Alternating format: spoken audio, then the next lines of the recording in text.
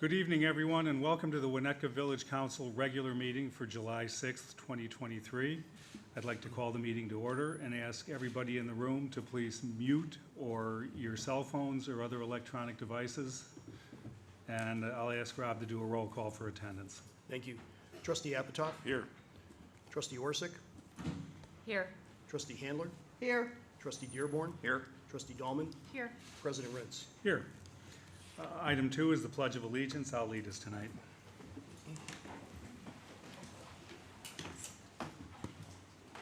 I pledge allegiance to the flag of the United States of America and to the republic for which it stands, one nation, under God, indivisible, with liberty and justice for all.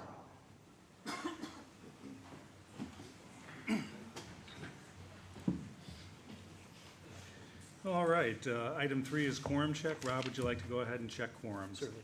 Next meeting is Tuesday, July 11th. Does everybody plan to attend? Yes. Okay. And then July 18th is the next regular meeting? Yeah. I'm going to be out of town on business, Okay. and I would like to attend virtually. Okay, we'll send you the form. Okay. Thank you. And then August 1st. All look okay? Yes. Okay. All right, let me know if there's a conflict. Thank you. Okay.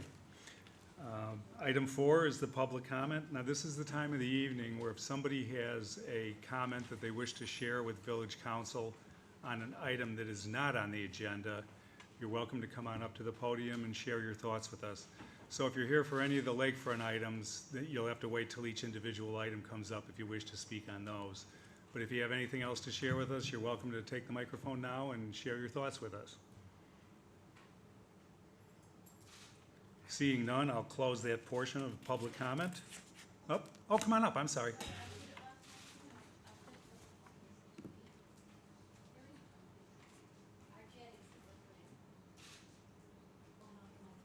Is it going to shoot me again? Hi, I'm Sherry Laporte. I live on Sheridan Road. Oh, no, we went through this last night. I'm Sherry Laporte. That sounds so weird to me. And I live on Sheridan. And I'm standing up here because the jetties that you have put in. First of all, it's illegal to have jetties run all the way up the beach so you can't go by them. And that's what you've done.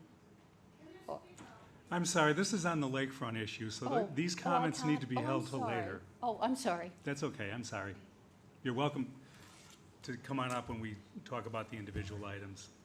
Does anybody have a non-lakefront issue they want to share with us? Come on up. Good morning, evening. My name is Louis Aransky. I'm 14 and going into New Trier, and I recently applied to be on the Landmark Preservation Commission. However, this was not possible as there's no student seats on the board, so what I'm asking for you tonight is to add a student seat to the Landmark Preservation Commission. And there are good reasons for this. I think it would foster careers in this field, you know, historical, cataloging and engineering and architecture among younger generations. It would include younger communities. I don't think anyone on that board is under 40. I tried.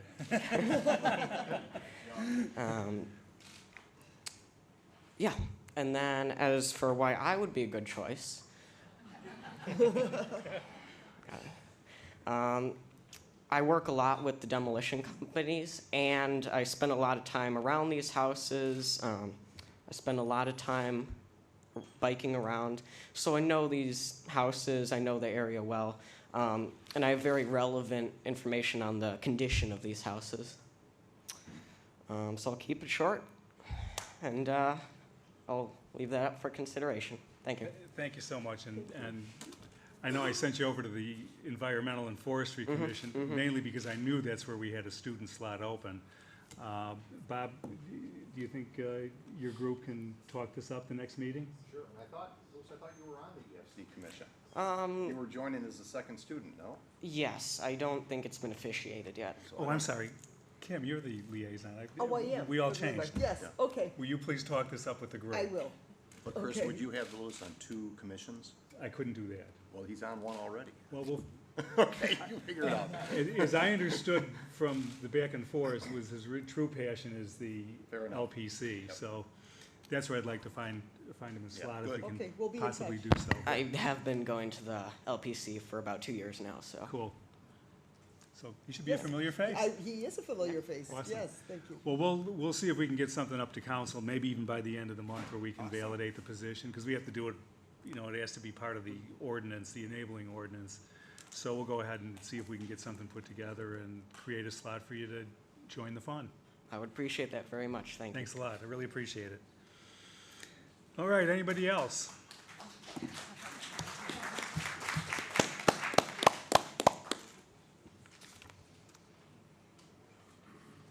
Okay, I'm not seeing anybody coming forward, so I will now close public comment and move forward. Item 5 is the trustees' report. We'll start with Tina. No report. Bob? No report, Chris. Kim? No report. No report. Bridget? No report, Rob. no report tonight. Okay, village attorney? No report. Village manager? Yes, briefly. Wanted to recognize the excellent efforts of the Winnetka Public Works Department, the Fire and Police Departments, all the administrative departments that went, all the efforts that they put into making the 4th of July festivities a success. They did a really great job, and a lot of effort went into it, and it was shown. So thank you. Yeah, great job. Yeah, It felt very actually, secure. and again, then now the president's report. First of all, I'd like to thank the Park District and the village staff that participated in all the events on the 4th of July. I had a front row seat since when they moved everything down to the play fields. I'm just a block away.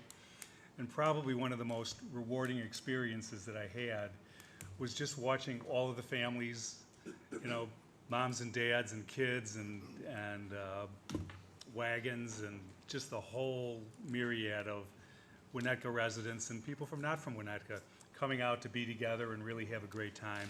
And then watching them all walking away really happy and excited, and it was clear that everybody just had a really great time. And thank goodness the weather cooperated for the whole day as well. So, and I would also like to send my condolences as well as the village's condolences to the Laidley family. As most of you know, we lost a Winnetka resident on the 4th of July in Lake Michigan, and it was a sad, sad event.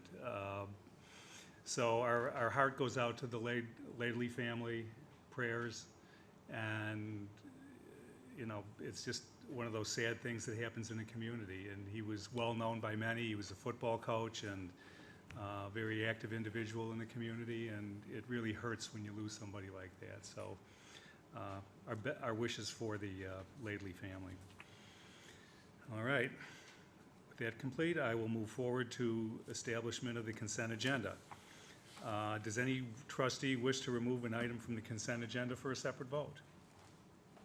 No. Seeing none, may I have a motion to approve the final form of the consent agenda? So moved. Second. Okay, we'll do a voice vote. All those in favor? Aye. Opposed? That motion carries. Item 7 is the consent agenda, and I'll ask the village clerk to read the items on the consent agenda. Thank you. Approval of the Village Council meeting minutes, regular meeting for June 6, 2023. Approval of the warrant list dated June 2nd, 2023 through June 15th, 2023 in the amount of $2,002,079.82.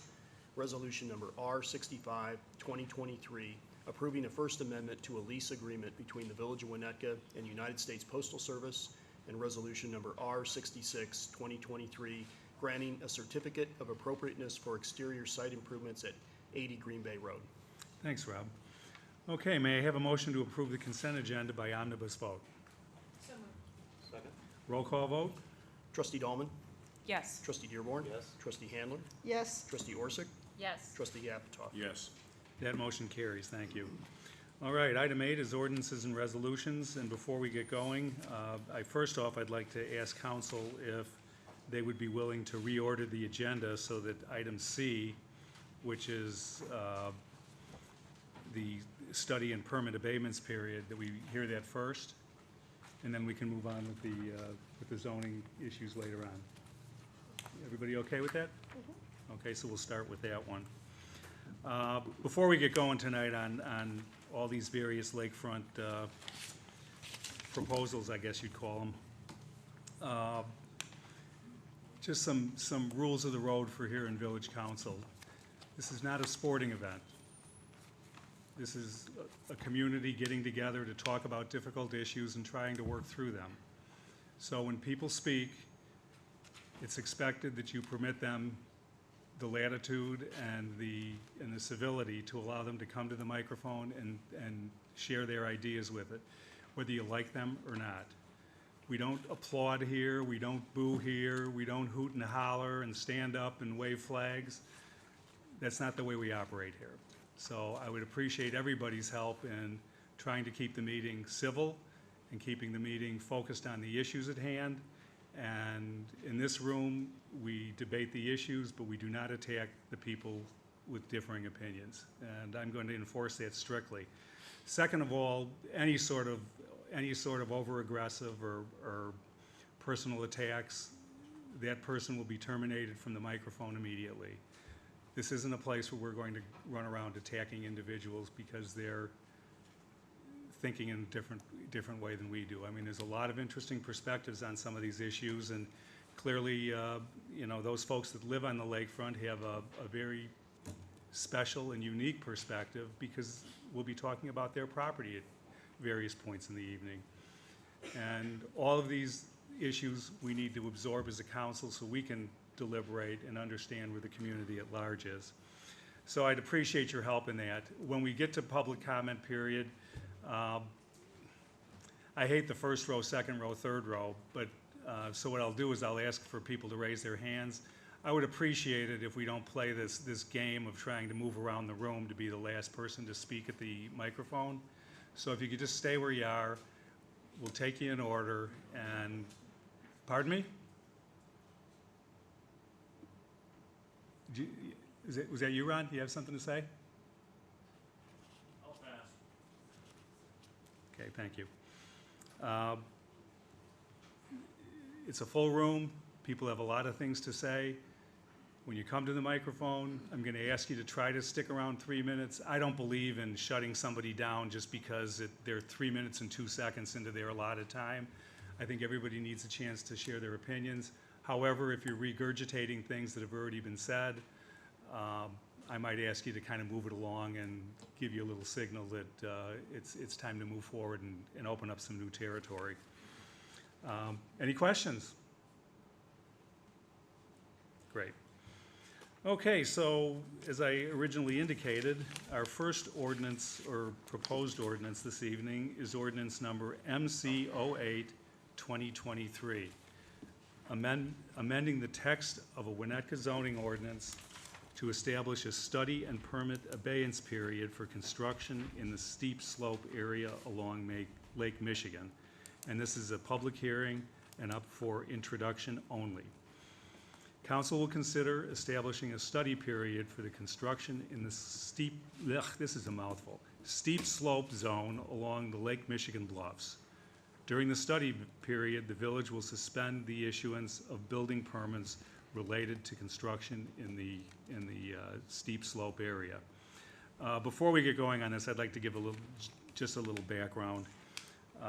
You know, we discussed this back in January, and I received several emails from people who were disappointed that at that time we indicated that we wouldn't be looking to do a moratorium. However, things change, and this is a case where as time has moved on and events have happened here in the village that people have become a little bit more sensitized to the issue. I think anybody who has been over to the property south of Centennial, you know, it was a bit surprising for a lot of people to go out there and see the construction activities that were going on. And a lot more people seem to come into the conversation as a result of that construction starting and people clearly seeing how much impact that sort of work has on these bluff areas. So a lot of people might think that we're just moving this because of certain interest in the village, but the fact of the matter is, I have heard from many, many, many people who have echoed a concern about this, and nobody really has the answers, and I'll tell you right now, we don't have the answers. But rather than being in a situation where there's a high expectation that we're gonna do something, especially during the summer months, I personally thought it best that we would just kind of stick a fork in it for the summer and come back and start working on this in earnest in the fall. That'll give staff and our professional consultants the time to assemble the material necessary to help educate us, so we can have a community conversation at a study session, probably in September, where we can all get together and talk about this in a less formal setting than our normal village council.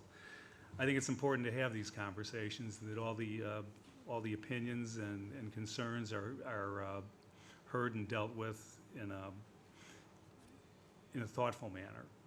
And the problem I was having was that there was an expectation that we would do something quickly and take care of this problem and stop whatever is bad and do whatever is good. And it just didn't make sense to me. This is nothing that we want to rush on. And if it takes us 5 study sessions before we come up with a plan, or maybe after 5 study sessions, we come up with no plan. But the reality of it is we do need to talk about it.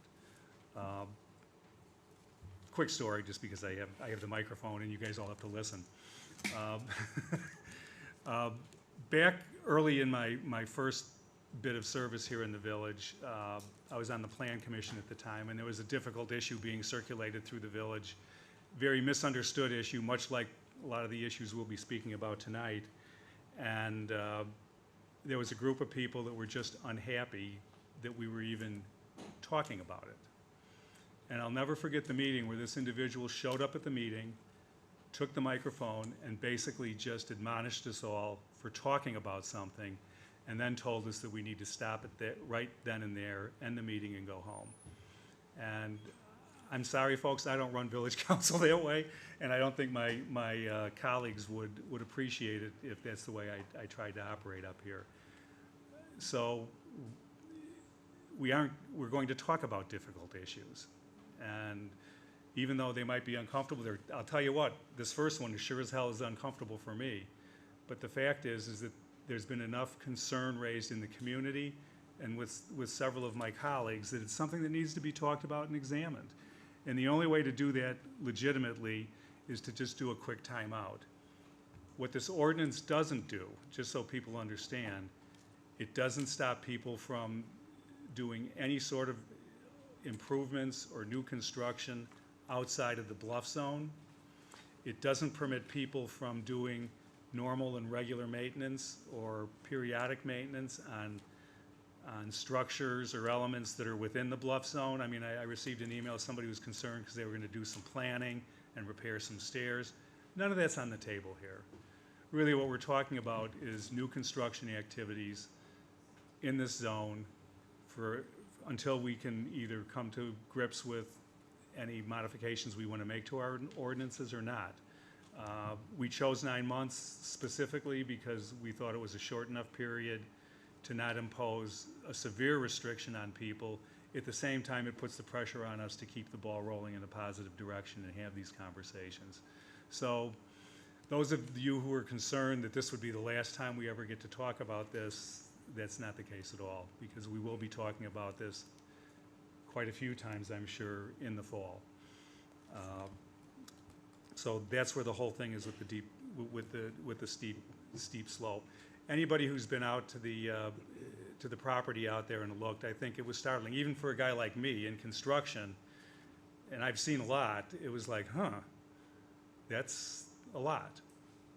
And I know that when the project is completed, if done correctly and according to plans, that all of the things that people are concerned about today will probably be just fine.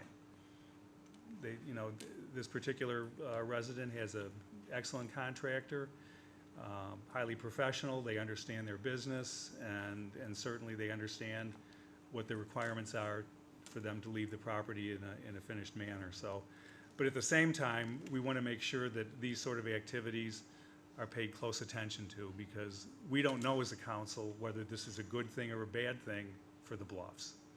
We don't know. you know, we didn't know in January because most of our focus was on items that related to the public trust doctrine and things sticking out into the lake. So now we're moving inland on this conversation, and that's where we're gonna pick this up tonight, is talking about this inland piece. So, I have to open a public hearing here now. Okay, I have to make a statement here. The public hearing on the establishment of a study and permit abeyance period is now open. And I'll ask our Community Development Director, David Schoen, to go ahead and give us some initial comments and getting us going. Good evening, President Rintz and trustees.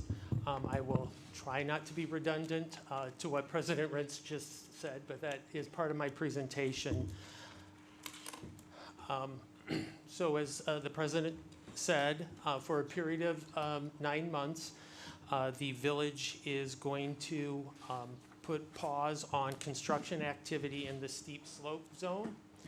And during that time, we will analyze, study, and consider adopting necessary regulations regarding construction on or near the bluff.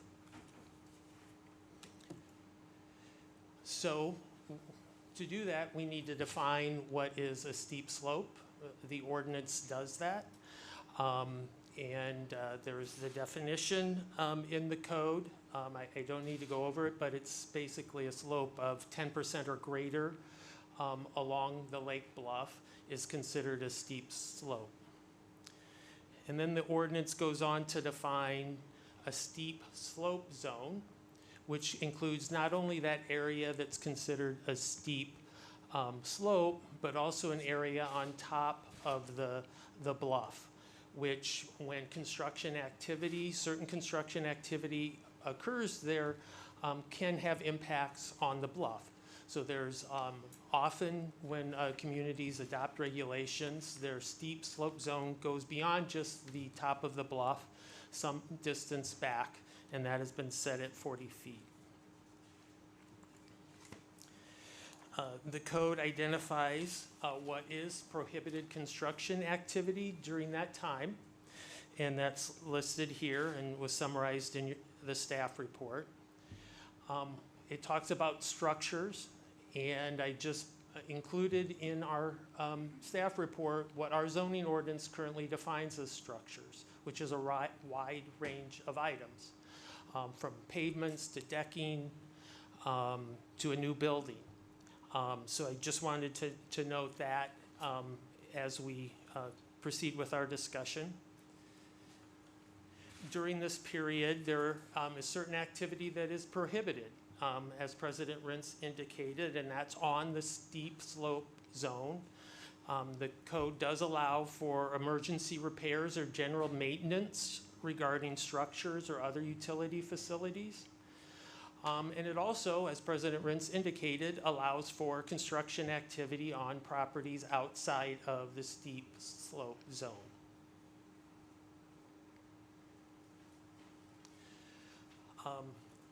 The temporary prohibition does not apply to any construction activity that has already received applicable village permits prior to July 6, 2023. So if someone has a permit that's been issued by the village at this point, and it includes activity within the steep slope zone, they can proceed with their activity. I want to emphasize again, tonight, the definition for the steep slope zone is only for this permit and study abeyance period. So as I said earlier, during this time we will study in more detail what will be appropriate for the village of Winnetka in terms of steep slope regulations and what we may consider adopting. I just show these images because there's two different approaches from communities nearby in terms of how they define the steep slope. We, through our process, will come up with what's the most appropriate definition for us. But during this period, during the pause, we need to define what we want to put on hold as we study the issue. So this evening, as President Rintz indicated, you will be holding a public hearing. It has been noticed on your agenda to consider introduction of the ordinance or to consider waiving introduction and ordinance. That will be up to the council to decide how they would like to proceed with this item and each item this evening. But the public was noticed that that is a possibility. With that, I'd be happy to answer any questions or answer them now or after you hear from members of the public. Why don't we go ahead and, anybody have questions for David at this point? I have one. What about permits that have been submitted? Let's say somebody came in 2 weeks ago. You're reviewing the plans, but the permit hasn't been issued yet. What happens to those people?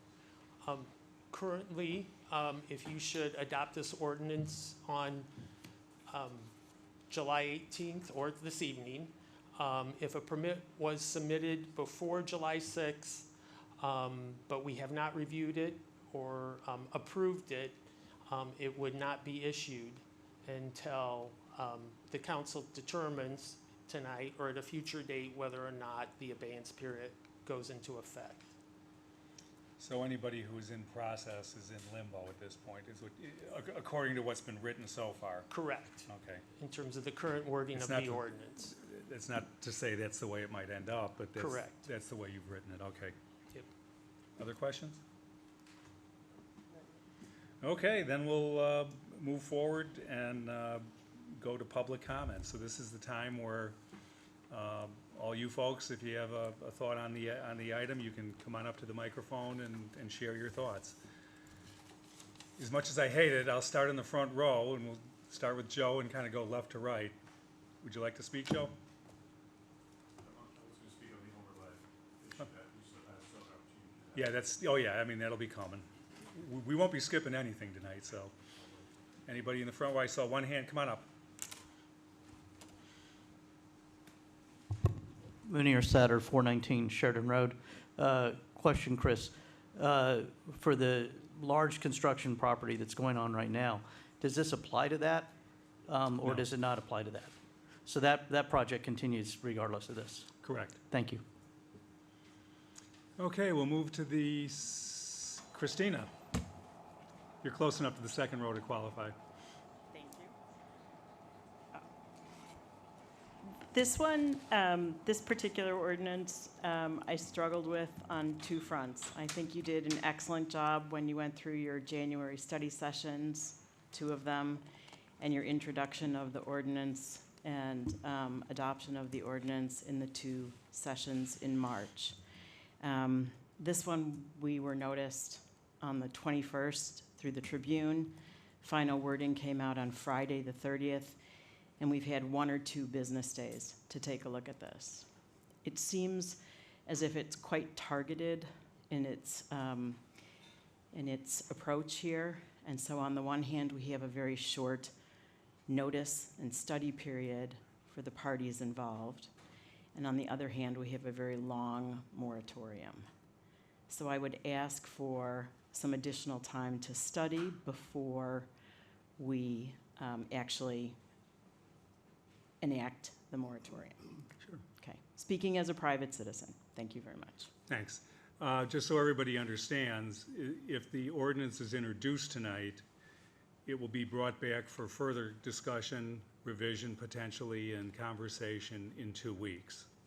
So the way it typically goes is you introduce it at one meeting and then you would adopt it or actually pass it as a law at the second meeting, which wouldn't be until, David, would you say the 18th? The 18th will be the next time we would hear anything on this particular issue. So there will be a little, a couple weeks of time to actually dig in and until an ordinance is adopted, it isn't law. So at this point, that's what I imagine is going to happen, because I will say this. On all of these, David, you mentioned that you noticed this for introduction and adoption. Introduction and adoption require a unanimous of the entire council, including me. And I'm saying right now that I am not supporting the adoption of any of these ordinances this evening. So we'll only be seeing intros tonight. So everybody will be able to come back in 2 weeks if you have more thoughts on it or want to extend the conversation on the 18th. Second row, let's see, anybody over here in the second row? Sorry, I'm pointing my finger. This is, you don't understand how tricky this is. Second row. Okay, I'm not seeing anybody. Come on up.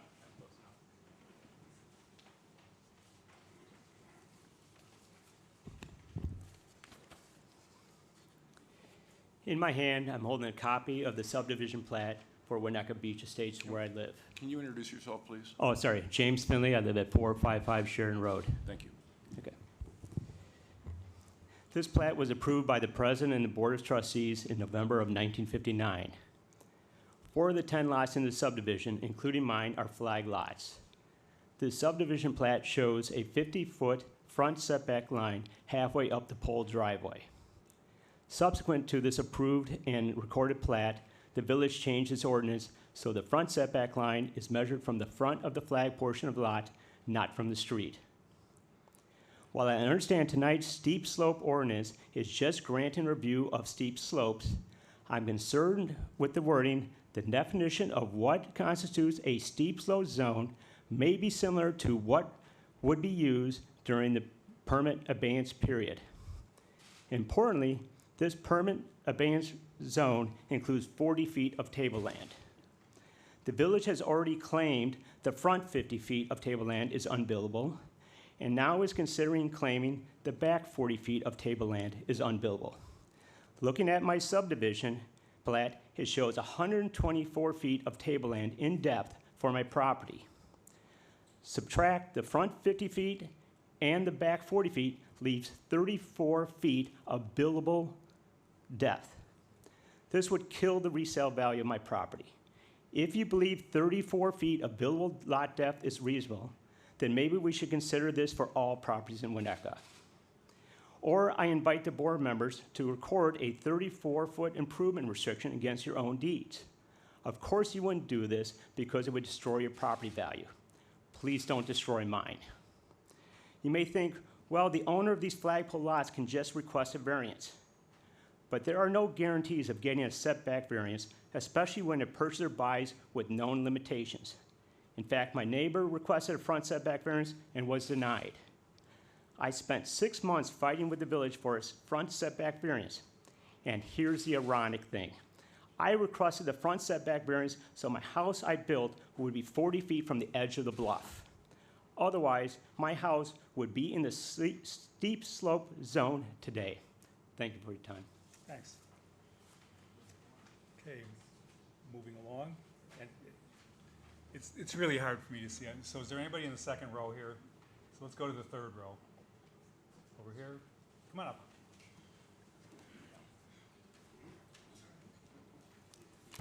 Hi, my name is Scott Knudsen. I live at 505 Hoyt Lane. I like to ride my kayak up and down the shoreline, and every single new construction project I've seen done has greatly enhanced what was there before. So people are buying these properties for tens of millions of dollars and then building something that greatly enhances the value of that property. I moved here 7 years ago, and I've seen this one Winnetka site sit as this I don't know, haunted little area. And what I've heard from businessmen in the area is Winnetka is a lot less attractive place to start a business than Wilmette. And I look at Wilmette and what's happening, it's all vibrant. I'm worried, I moved to Winnetka because the most successful people move up here. I've met so many people through business living up here, and I'm afraid that putting this moratorium or coming across as not friendly to people who are willing to move up here and spend a lot of money to improve their property would send the wrong signal to people in Chicago and in other suburbs that we don't want to be the best or the most attractive place to build. So thank you. Thank you. Come on up.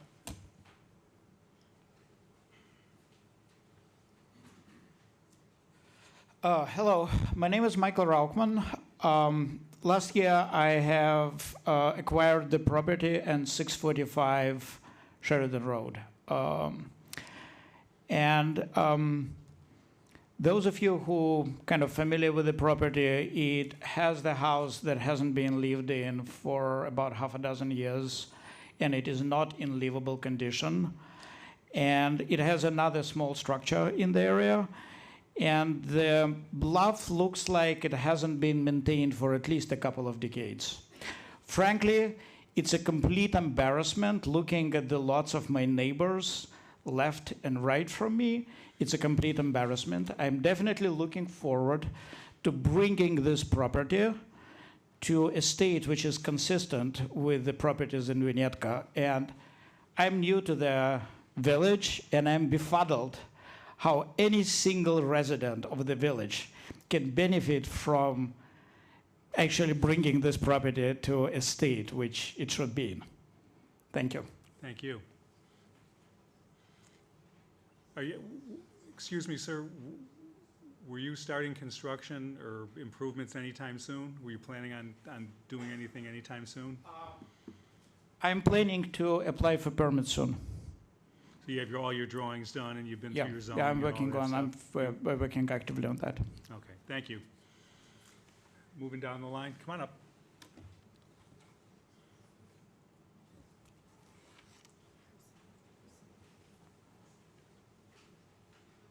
My name is Leo Birov, and I'm doing right now my own house on 435 Sheridan. And obviously you know what I do. And I build houses from Lake Forest in the Lake, Highland Park in Glencoe in Kenilworth. Highland Park in Glencoe has a specific issue with the bluff. It's much higher bluff than Winnetka. Highland Park's 3 times higher, and it definitely should be real careful what you do in the bluff. In Glencoe probably double. That's why they did steep slope regulation. In the meantime, I personally was involved in 2 projects in Winnetka when bluff was almost taken down, but proper structure, proper engineering have no effect for neighbors. 319 Sheridan and 411 Sheridan, this was built basically quite a few other beach houses. And one of the houses in Highland Park, when I built 40 feet setback from bluff, didn't allow people put pool. And when they tried to sell it, house went under $4 million. The same house, if you can build pool, probably would be $8 million. And it got affect value, a lot of lake property, what are you doing right now? Obviously, I don't know, does anybody still live in the lake? Anybody from you guys live in the lake? Probably not. You know, these people put a lot of money, a lot of efforts. And it's proper construction, a proper seal. You can do very careful bluff. You can do beach house. You can do some deck maybe, do proper stairs. I don't feel introduction of the zoning going to affect a lot of value of property in Winnetka when people pay between $200,000 to $700,000 property taxes. And houses property will go down. You should be really careful what you try to do. Okay, I'm sorry to tell about this, but it's a wrong decision what to do. System works. And for so many years, people develop a lot of nice property in the beach houses, the boat houses, and everything else, and it works. Why in the world are you doing this right now? I'm sorry to tell you, I feel it's a wrong decision. Thank you. Thank you. Okay, moving along that next row. Anybody else there? What's it? Oh, come on up. We're going to go front row back. We backed up now to the front row again, if you really want to get. I'm Barbara Silverman. I live at 755 Sheridan Road. We are very concerned about the proposed ordinance that could potentially control all work within the area of any bluff abutting Lake Michigan, plus the area of 40 feet back from the top of the bluff. If passed, an ordinance could actually intrude on my house itself. This certainly feels like an attempt to control property that we or any other lakefront resident pay dearly for. During our construction of our home, we were very careful not to disturb the bluff, and any tree that was removed was ultimately replaced and more. The village measured every diameter of tree removed, and we respected that. We even designed our home around 2 very old copper beech trees on the bluff, as we respected their beauty. We properly submitted every permit for approval. We pay very high property taxes without complaint, yes, for the privilege of living on the lake. But all Winnetka residents benefit from all of the lakefront tax dollars. We are beginning to feel like we are being robbed of our rights as lakefront owners. Now we are watching a very large home being built south of us where every tree appears to have been removed. Has that bluff been treated as poorly? Have all permits been given for that construction? Is this resolution to control our personal property a backlash to that? Thank you. Now we'll go back to the third row again.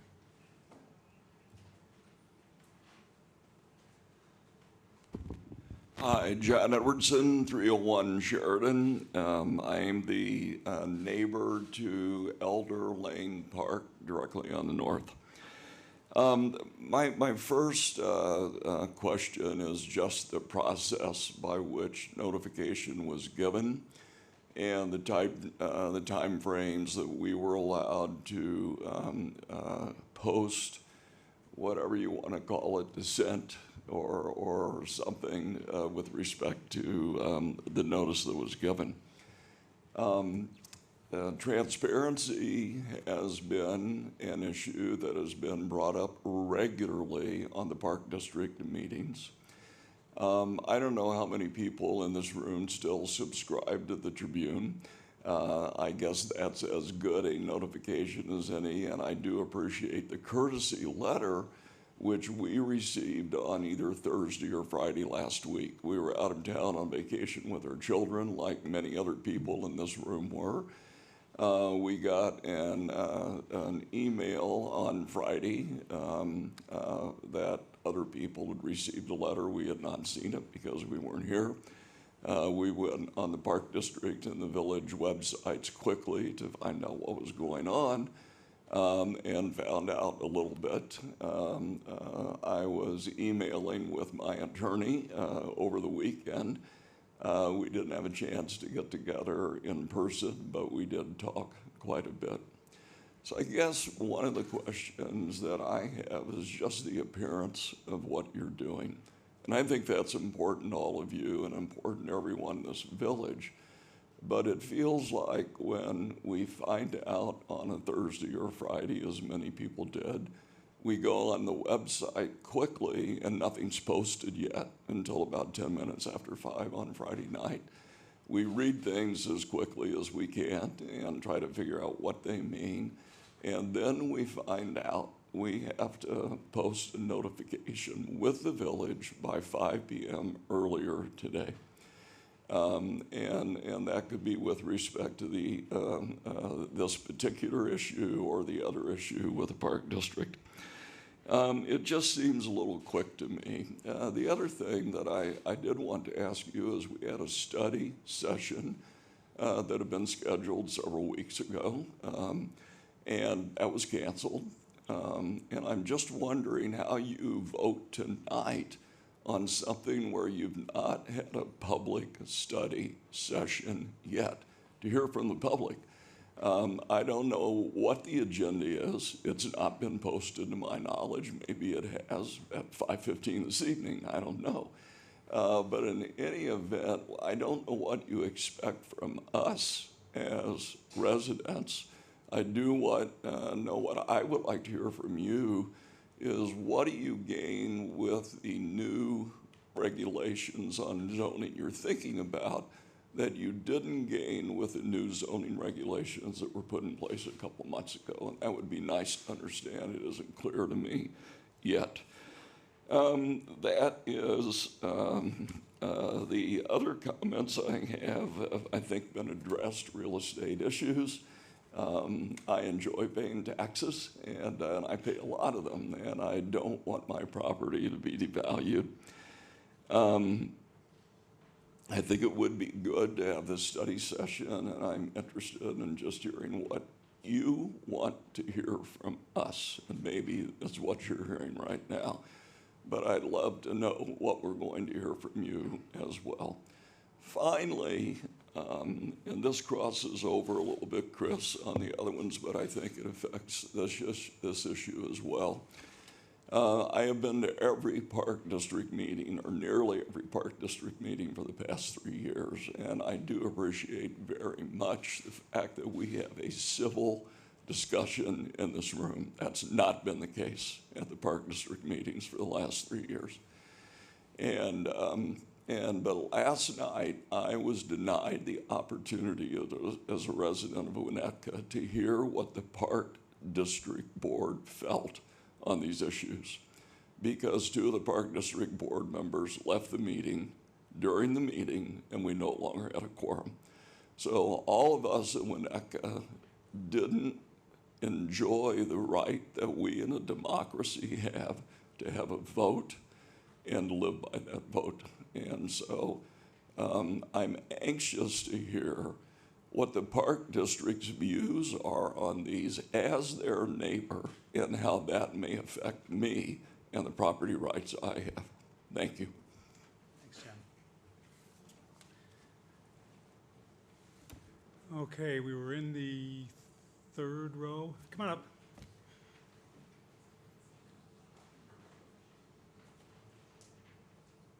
Good evening. My name is Leanne Pope, and I am at 627 Sheridan Road. 3 brief points. Number one, I want to echo something that John Edwardson just said. The notice needs to be a little more thoughtful, because what happens is, this is the second time I've been part of a fire drill. You know, you must show up in 24 hours. And when that happens, there's all this misinformation flying around. So give a little more thought, a little more information, because then we can organize our thoughts and hopefully prevent a lot of misinformation that starts going around in email chains. Second thing is, I think the definition during any moratorium that is voted on is overbroad. This shelf of 40 feet, you're now regulating our primary bedroom. And it's, perhaps other villages have 40 feet because their landscape is different than ours. Our topography is different than theirs. So I'm asking the council, please give, if you're going to do a moratorium, during the moratorium, give some thought as to whether or not that 40-foot shelf is a little overreaching. And number three, I do want you to please reconsider the definition of construction activity. Chris, I appreciate your comment that this really does, it's meant, the intent is meant to address new construction. But when you look at your definition of, proposed definition of construction activity, it also includes removing of soil, dirt, sand, rocks, and vegetation. We spend a lot of money on landscaping on the bluff, and we have to remove invasive species. And in order to keep it as beautiful as I think our bluff looks, and the area looks, we have to spend money to do that, and we want to continue to do that. So I ask you if you would also please take another look at your definition of construction activity. Finally, I encourage you to have, as you did before, the study sessions. It was so helpful for all of us. Have the experts come up. Let's all listen together as a community to what they have to say. And then only after we all are educated on whether or not an ordinance is necessary, and if so, the definition that is very important to all of us, especially lakefront owners, then we can move forward from there with the facts. So thank you very much. Thank you. You do make one good point there, too. But I've been told that this is not community conversation, it's community comment. So we will come around to it. But just so everybody understands that this 40-foot number was a number that is typically used in a lot of the communities up and down the North Shore as the buffer zone. We had to define the area that was off limits for construction. And I agree with you. I mean, when I asked the village attorney and the village manager to prepare an ordinance, I had envisioned something that would prevent new construction from happening. I mean, it's crazy to think that you wouldn't be able to maintain your property during this stand-down time. So, and I'm sure that's something we'll get to when we finally get to deliberations up here. So, Appreciate it. Thank you. sure. Moving down the line here, anybody else in the third? If the reporter would give me the room to run the meeting, please. Move some hands over on the left on the wall. Is there somebody? Oh, come on up, Hal.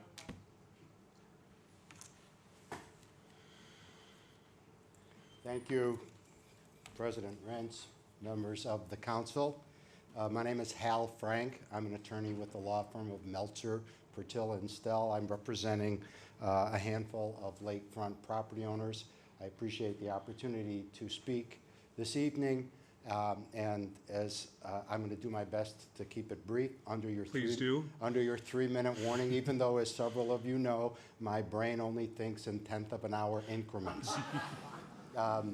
Earlier, first let me say that I don't believe that any of the clients that I represent have a fundamental problem with the study and abeyance period ordinance or even the 9-month period. They are concerned, several have expressed concern with exactly the issue that you mentioned, Chris, about maintenance and repair. And late today, I provided the village attorneys, Peter Friedman and Ben Schuster, with some very simple suggested language to clear up what could be misread in the draft ordinance. And I have copies of the email. It's a one-page short email that I could share with any of you if you want. But just to summarize really quickly and to follow up on the comments that you just heard from Leanne Pope, I think the construction activity definition needs to be slightly tweaked to make reference to work that requires a village permit. It never says an act or process involving construction or removal or filling, and then it doesn't say at the end of the paragraph such that it requires a village permit. If you look at the memo that the village attorney and David Schoen prepared, that language is in there, that it's intended to address activity that requires a permit. So I've given some very brief language to clarify that in the definition of construction activity. The other change that I proposed is in that exception section to which you've already referred, Chris, which is the part about repairs and maintenance. Number one, my suggestion was that the word emergency be deleted. I don't see what that adds, and I don't know how you interpret it. The word emergency, I looked, it's not defined in your general village code. It's not defined in the zoning ordinance, which this is seeking to amend. It's not defined anywhere that I could find.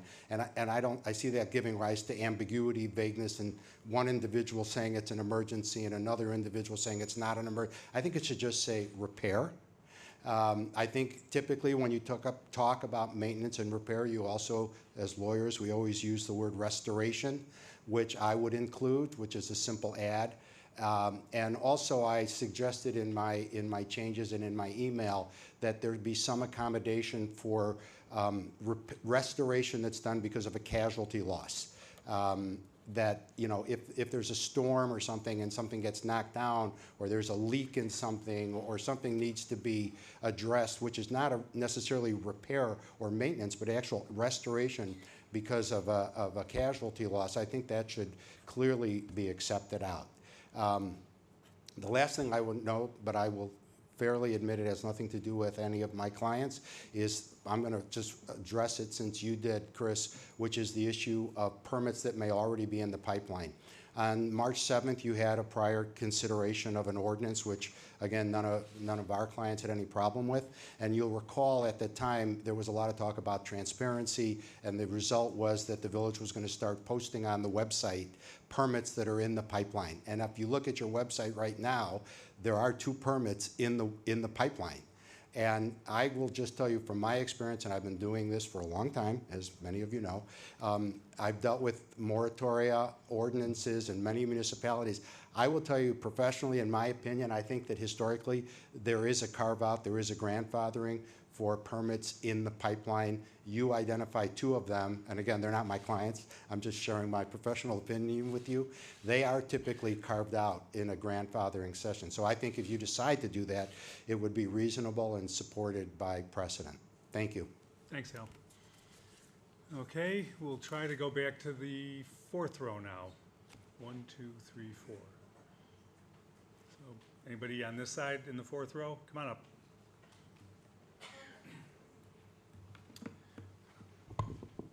I think I have to make this one taller here. First of all, thank you for the time. Thank you for all of you for your service. I'm Eric Falk, 1235 Whitebridge.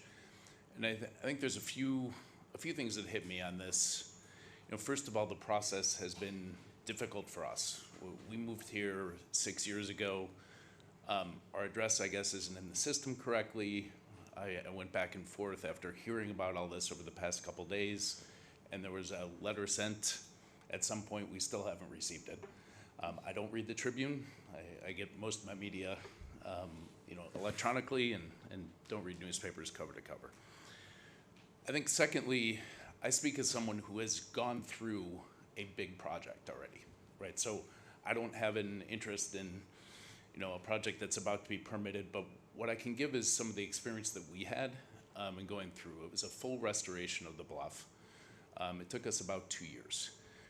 And what we realized that we hadn't realized when we bought our house was the bluff was failing, right? And I guess in the 20 years before we purchased the house, it had moved an inch. In the year after, it moved 12 inches. So completely unexpected for us and to all the experts who looked at it. When one goes through this type of project, you start with, right, what do I need to do? And what you start to realize is what you need to do and what you want to do all kind of come together. And what I would kind of throw out, you know, and consider if I were you, and consider for all the residents who I believe are probably going to be in similar situations down the bluff, is a 9-month holding period for many of them is not going to be, it's going to be too long, right? What's going to happen is some of these other bluffs are going to be failing if they're not already. It's a long time to go through the process of testing, analyzing, studying, and figuring out what to do, right? So that took us about a year. And then once you do that, you need to put the plan in action, because you can't have 1 foot go to 2 feet of slippage very quickly, right? For us, that was another year. If you push people off who've been doing this by another 9 months, I think you have real risk, and they have real risk to their houses. I think the second thing that I would note is the 40-foot setback. You know, someone mentioned it's in their master bedroom. It may even clear all the way through our house, right? When we look at where it is. I haven't measured exactly what the slopes are and the degrees.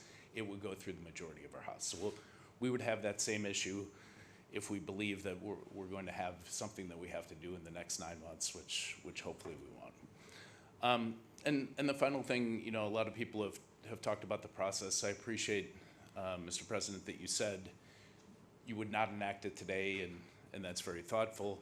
What I would say, though, is over this period, I know I can't be here in 2 weeks. I'm sure a lot of the other people, you know, who are here, I know a lot of people who are out of town for this meeting. It's just a period of time, you know, during the summer where people didn't get notice. A lot of people are on holiday vacations and things like that in this period, and I would encourage you to stretch this out into August or maybe even September, so people really do have the time to do their work. So, thank you. Thank you. Okay, I think we're in the 4th row.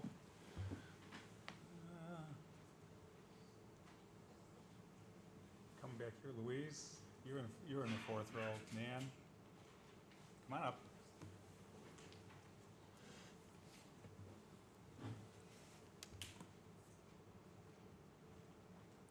Hello, good evening. Thanks for having us.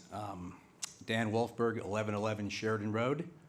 I've been a resident of Winnetka for the last 20 years, 7 years, a few years prior to that, 9 years on the lake, and I would echo what a lot of these people have said today, but I would also add the amount of maintenance with the lakefront living while the view is beautiful. It is a lot of maintenance, and it's quick. There's a lot of bad weather coming at you. Our house, as well as like Eric's, is mostly within that 40-foot zone. There's a lot of weather coming at you, a lot of maintenance that's needed to be done very quickly. And I would echo that. We as well did our bluff. It was probably a 3-year project. I'm told it'll last 100 years, but it was a pretty bad bluff, and our house was sitting on top of it, and it saved our house, I believe, just like Eric mentioned. So, thank you. Thank you. Anybody in the 4th row on this side? We'll come back over here now. Go ahead.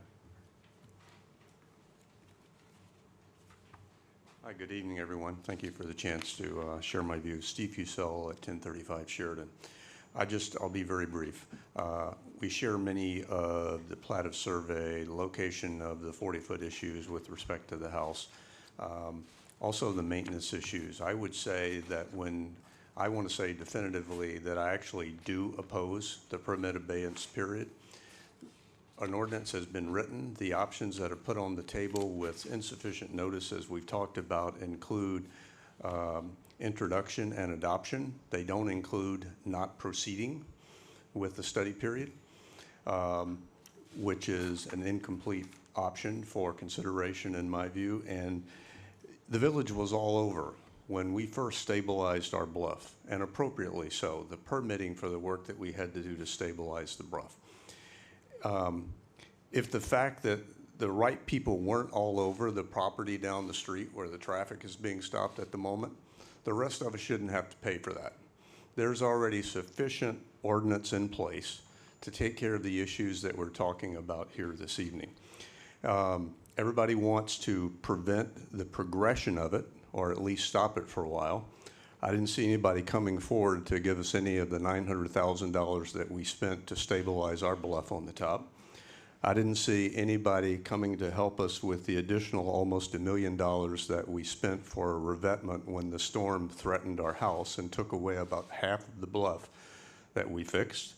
Nor did I see anyone help us with the $600,000 that we put in place to put over 40,000 indigenous species on the bluff to stop the erosion, or the $2,500 a month that we spend for people to remove the invasive species off the side of the, all of which could be potentially endangered or stopped with the language that's in place as this is currently written.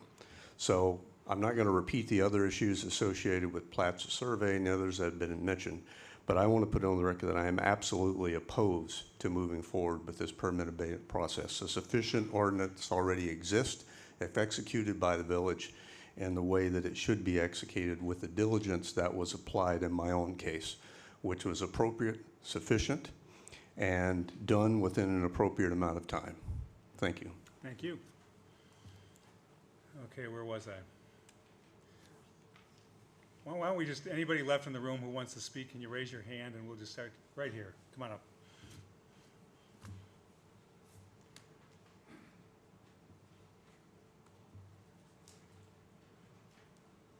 My name's Phil Beck. I live at 735 Sheridan Road, which is immediately north of the Maple Street Park and Beach. And when I listened to Chris's comments opening the meeting, he said, you know, what's changed since January when we said there was no need for a moratorium until today?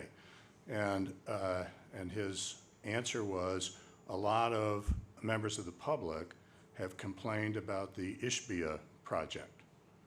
And so what we have as a solution to that problem is an ordinance that does not apply to Mr. Ishbia and his project, but that does apply to lots and lots of lakefront property owners who have been good stewards for the lakefront as well as the bluff.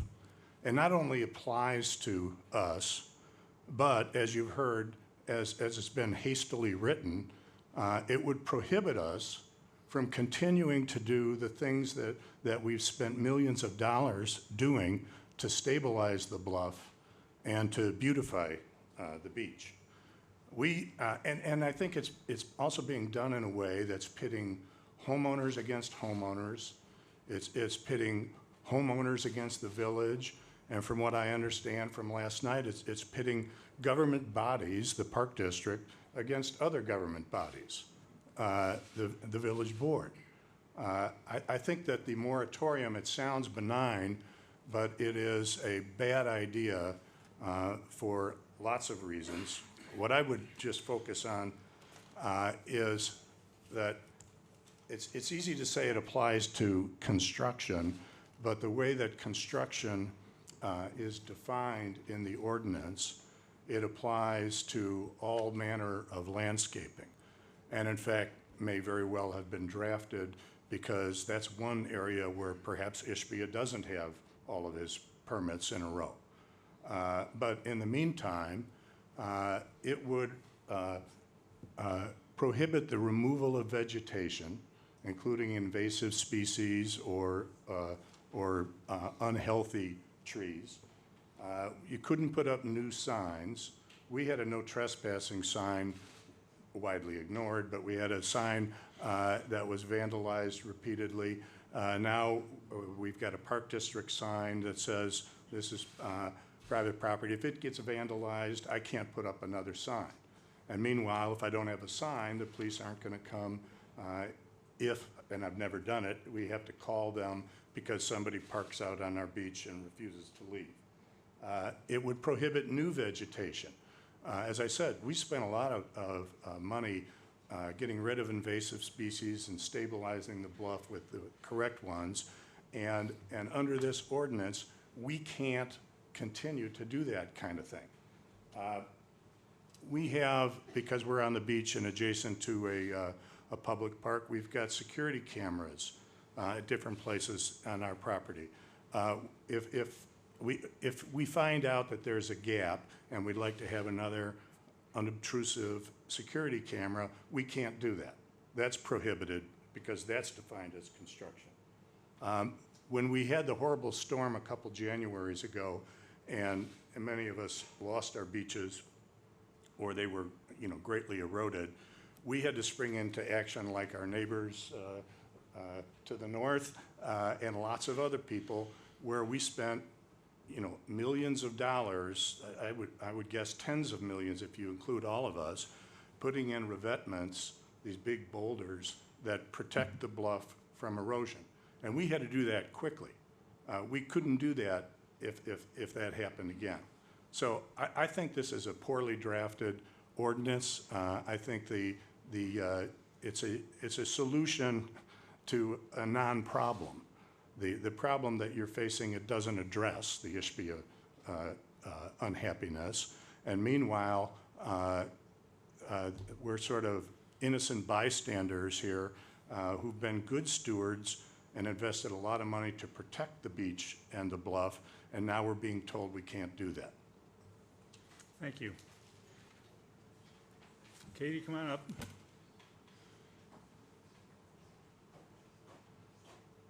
Hi, my name's Katie Stevens, 333 Sheridan Road. And I have a piece of paper that I want to read everything. But somewhere along the line, I think people are throwing barbs at every moment. And every village other than Winnetka has a steep slope issue, not an issue, an ordinance. And we're talking Wilmette, Glencoe, Highland Park, Kenilworth. We are the last ones to enact something like this.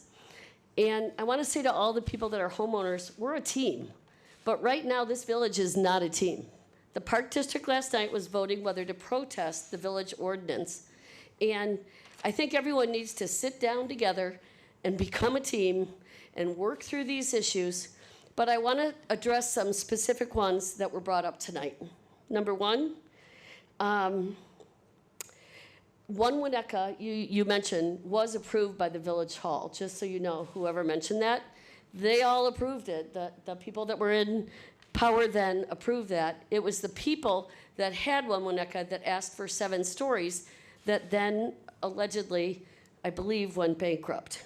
The gentleman that has a lot that's narrow and has a 40-foot and a 40-foot or whatever it was, I don't think they're trying to hurt people like you. I think what they're trying to do, and I commend every one of you that has redone their bluff, every one of you, because that is what this is about, keeping the bluff, not clear-cutting it, not taking it out, not going to the water line. It is about keeping the Athenian oath. Leave this town better than you found it. And I would say, I'm not sure we're currently there. And the people that are here that have spent 2.5 years working with the Park District, and they also give 48 hours notice with their notices, I will say. And I believe that you village trustees did not target the Park District. I have been talking about this with you for 2 years. I have sent Rob Bahan, Chris Rintz, and many of these people, all of the other bluff ordinances. I care about this village. I appreciate all of the bluff restoration that all of you have done, and that's really what it's about. They don't care if you do maintenance or plantings or stairs or whatever it is, and I think that this is a work in process, but somehow the teamwork fell out of this process. There's no team here, and we need to put a team back together because it's like lawsuit, lawsuit, lawsuit, lawsuit, and nobody's willing to figure it all out. But we have nothing to gain. And a lot of people have a lot to lose, and I understand that. But we don't want the homeowners to lose, and we don't want the village to lose. And right now, I have to tell you, I feel like we're losing. Thanks, Katie. Anybody else? Show me your hand if you want to talk. Come on up, Ted. Hi, Ted Winnichenko. I guess I, like Katie, wouldn't have worked out well in the Ash conformity experiments. But I wanted to say that, in general, I think this is a good idea. I think it is long overdue. The village actually brought this up. The village council back in January suggested the idea of an abeyance period for construction along the lake. Wasn't me at the meeting, although I apparently was given credit for it by the Chicago Tribune. But it was the village council that suggested, the village attorney that suggested that. And you know what? I think that the idea that the ordinances that are currently existent are sufficient are kind of disproven a little bit by what's going on just south of Centennial. You know, there's a truck road from the tableland down to the beach now. I remember when we built our house, we had like 2 months of emails about a 1-foot depression in our front yard. And I guess I didn't have a 50-foot road going through my property.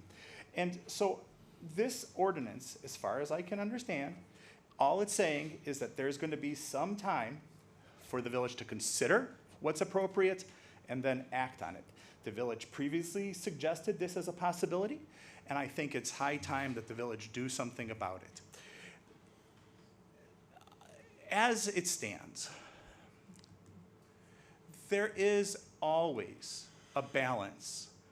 There has to be a balance between public and private interests. They're everywhere. I mean, there are zoning ordinances for my property. There are zoning ordinances for all property. And with, you know, greater power comes greater responsibility. These homes along the lakeshore are sitting on the lakeshore. The lake is held in public trust. And I think that necessitates a greater degree of scrutiny and a consideration of what is appropriate moving forward. To suggest that doing nothing is somehow going to be successful, I think the Centennial, property south of Centennial is just the tip of the iceberg of what might happen in the future. And although I'm disappointed about what's going on there, I have to say that I'm not really all that surprised. And so I would ask that you guys just approve it. It's all it is a temporary hold, a consideration of what should work, what might work. And I don't see a problem with it. You know, in fact, if you just last minute, I have a few seconds. Esoterically, you know, if you go back to Justinian I, who, you know, this whole public trust thing came from, at that point, it was commonly accepted that the water that held in public trust included the right to get to the water. And so back in 500 BC, you could walk across private land as long as you didn't walk through someone's house to get to the shore. I'm not asking for that, but I don't think you would get it either. Anyone else? Okay, I'll close public comment. There's one thing I wanted to clarify, though, for everyone. There seemed to be some confusion on this overwhelming response we've heard from various people in the community. And I think what really energized the conversation was the fact that, you know, over the last 6 months, several substantial homes on the lake have sold and have changed hands or are going to change hands that have important frontage. And now that we understand what can happen on a property if you can tear down a 20,000 square foot house and build a 40,000 square foot house, that's where a lot of the concern was happening, is that we might see additional large properties and large assemblages happening that definitely has the potential, excuse me, to impact the lakefront and the bluffs and the community. So it wasn't just people were energized because they went over and saw Ishbia's place. They were energized because they thought, oh my God, this could happen multiple times because these properties are changing hands, and the potential for this to happen can. Up till recently, we never imagined that you could assemble 3 to 4 acres of individual properties on the lakefront and consolidate them and build a significantly large house and dominate a large portion of the lakefront. That's a possibility now, so we have to think a little bit differently about what's happening on the lakefront. It has nothing to do with all of you who live on the lakefront now and are bounded on both sides, unless you decide to start playing Monopoly down the street, and you know, that's totally your right.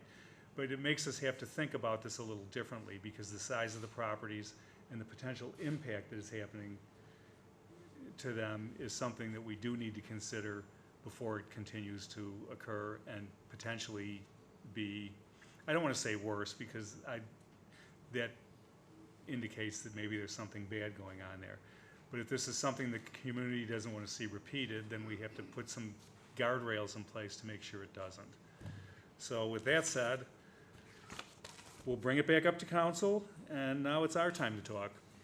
So who wants to lead this off and share their thoughts? And certainly, I think some good points were raised, especially on these definitions and the ordinances. Yes, sir.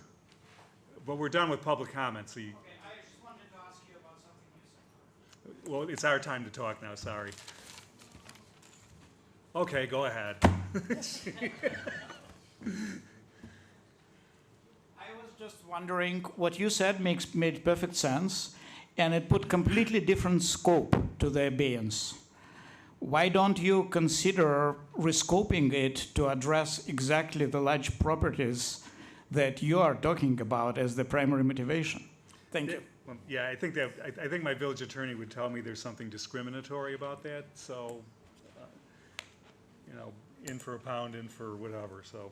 All right, now it's back up here. Who wants to lead this off? Nobody looks like they're in a hurry. Well, I'll go. Go ahead, Bridget. First of all, I'm always so proud to live in a village with so many thoughtful people, and everybody that came tonight cares about their property and spoke so nicely and politely about all of their issues. And our job is to listen to all of that. And I realize that for many of you, this seems sudden, but this is something that's been being discussed for about 3 years. It was discussed in depth in the creation of the 2040 plan, which was all public. All the meetings were public and open, and everyone was invited to come. And people are busy. I'm not saying you should come to every village meeting. I didn't, I don't. But this has been discussed in public for about 3 years. The plan was formulated, and everyone agreed we had zoning failures, which is why we were changing things with schools so that schools didn't have to come, schools that were residentially bound didn't have to come for every playground repair. And we all talked about what about the parks? At one point, they were like lumped in with the schools, and everybody said that doesn't make sense. And we're like, we're going to have, and the park district wanted it too. They said, why are we residential? So we switched that to parks and said we can address zoning that will be specific to the concerns of parkland and lakefront, and we will decide at a later time after we've studied what that will look like. But it is something that needs to be done.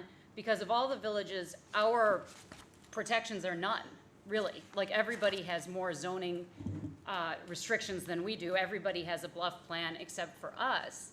So it feels new to you because you maybe get too many emails and don't read everything and don't come. But this is not a rush job, and there's never a good time. If you get to September, it's back to school and teacher conferences and meetings. You get to November and it's Thanksgiving. You get to December and it's holidays. You get to spring break. There's really never a good time, and it just happens when it happens. And I think when people discuss what was really the big impetus, it's not the project that's going on. It's if you go down on the beach and you look, it's massive destruction like you wouldn't believe it. And go down to the dog beach and look at the hole. And we're trying to protect everybody's properties. All of our property values rely on our lakefront, our parks, our 16 miles from the city, our school system, all of us. And many of you, I've been in some of your houses, many of you came here for the schools too. Like, there are lots of reasons to live here, and we're protecting your property too, because if the bluff is failing so badly and we don't do something to protect the bluff, your house could fail.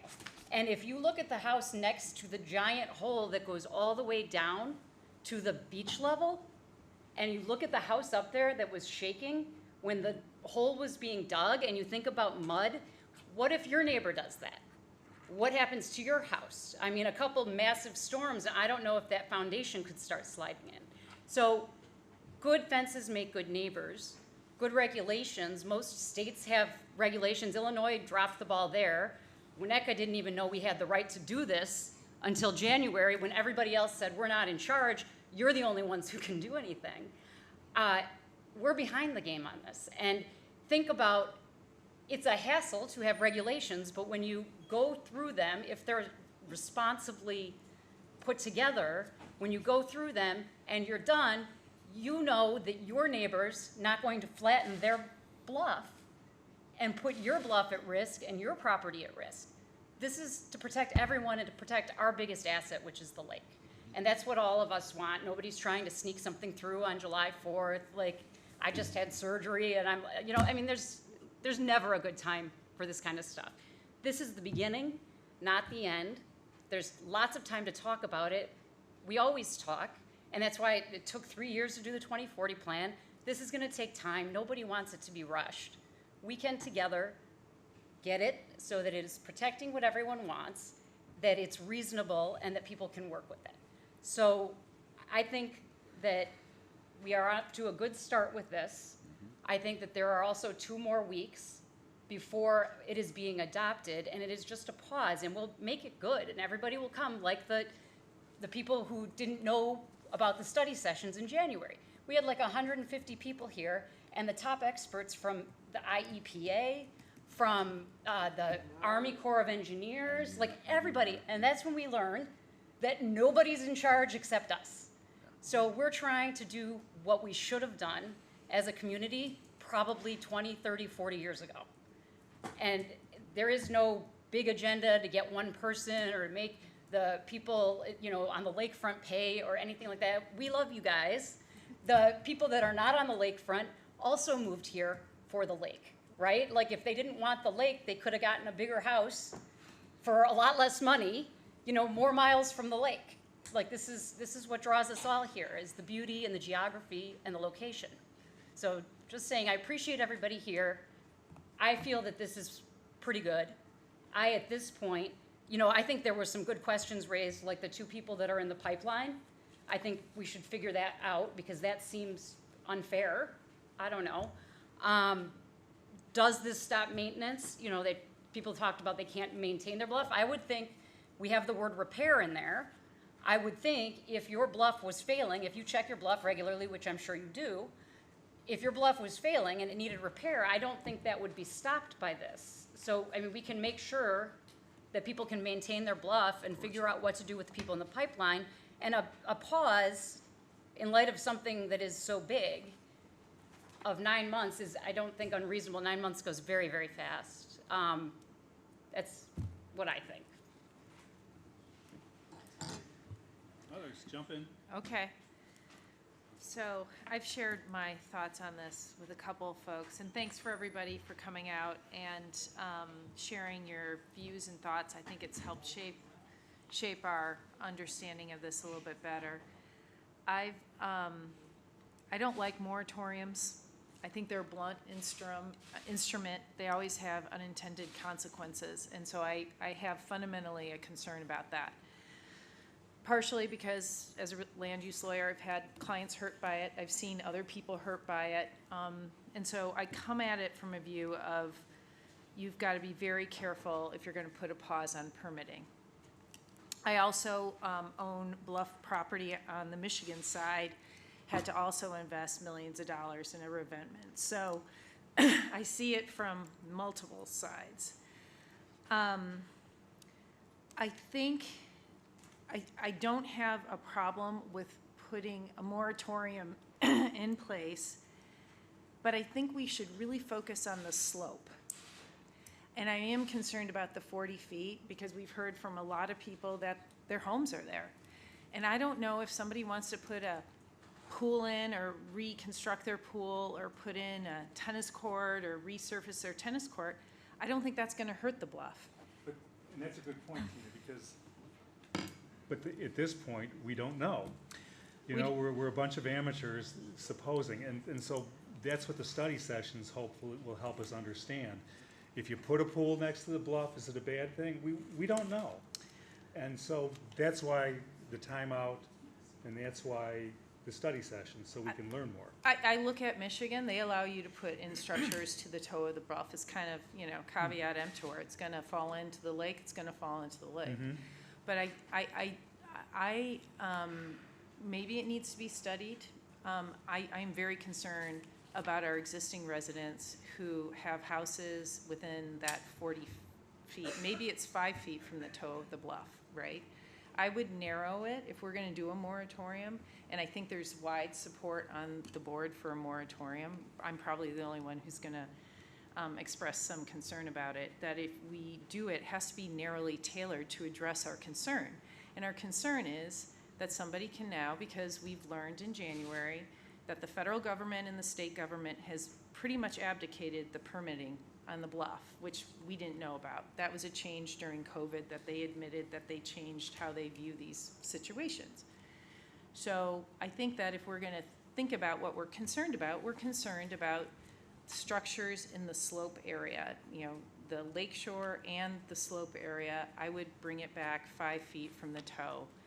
And then I think Hal had some really good language I'd like to see, because I think it does get into that issue. But I don't want to overregulate what people do on their property if we don't think it's, and I think 9 months is a little long. I would shorten it up. I would hate somebody to have their bluff fail and then have to, you know, kind of figure out what to do, and their house is pretty close to the bluff line. I don't think that's gonna happen. I think a lot of the bluff failures were due to high water levels, and as you all know, the lake is pretty substantially down. So I don't think we're in that risk, but yeah. So I would narrowly, if we're gonna do a moratorium, which I would love not to see it, because I think we can do it. I don't think there's gonna be a rush for people coming in with permits, but if we are gonna do it, I think it has to be narrowly tailored a little bit more, a lot more.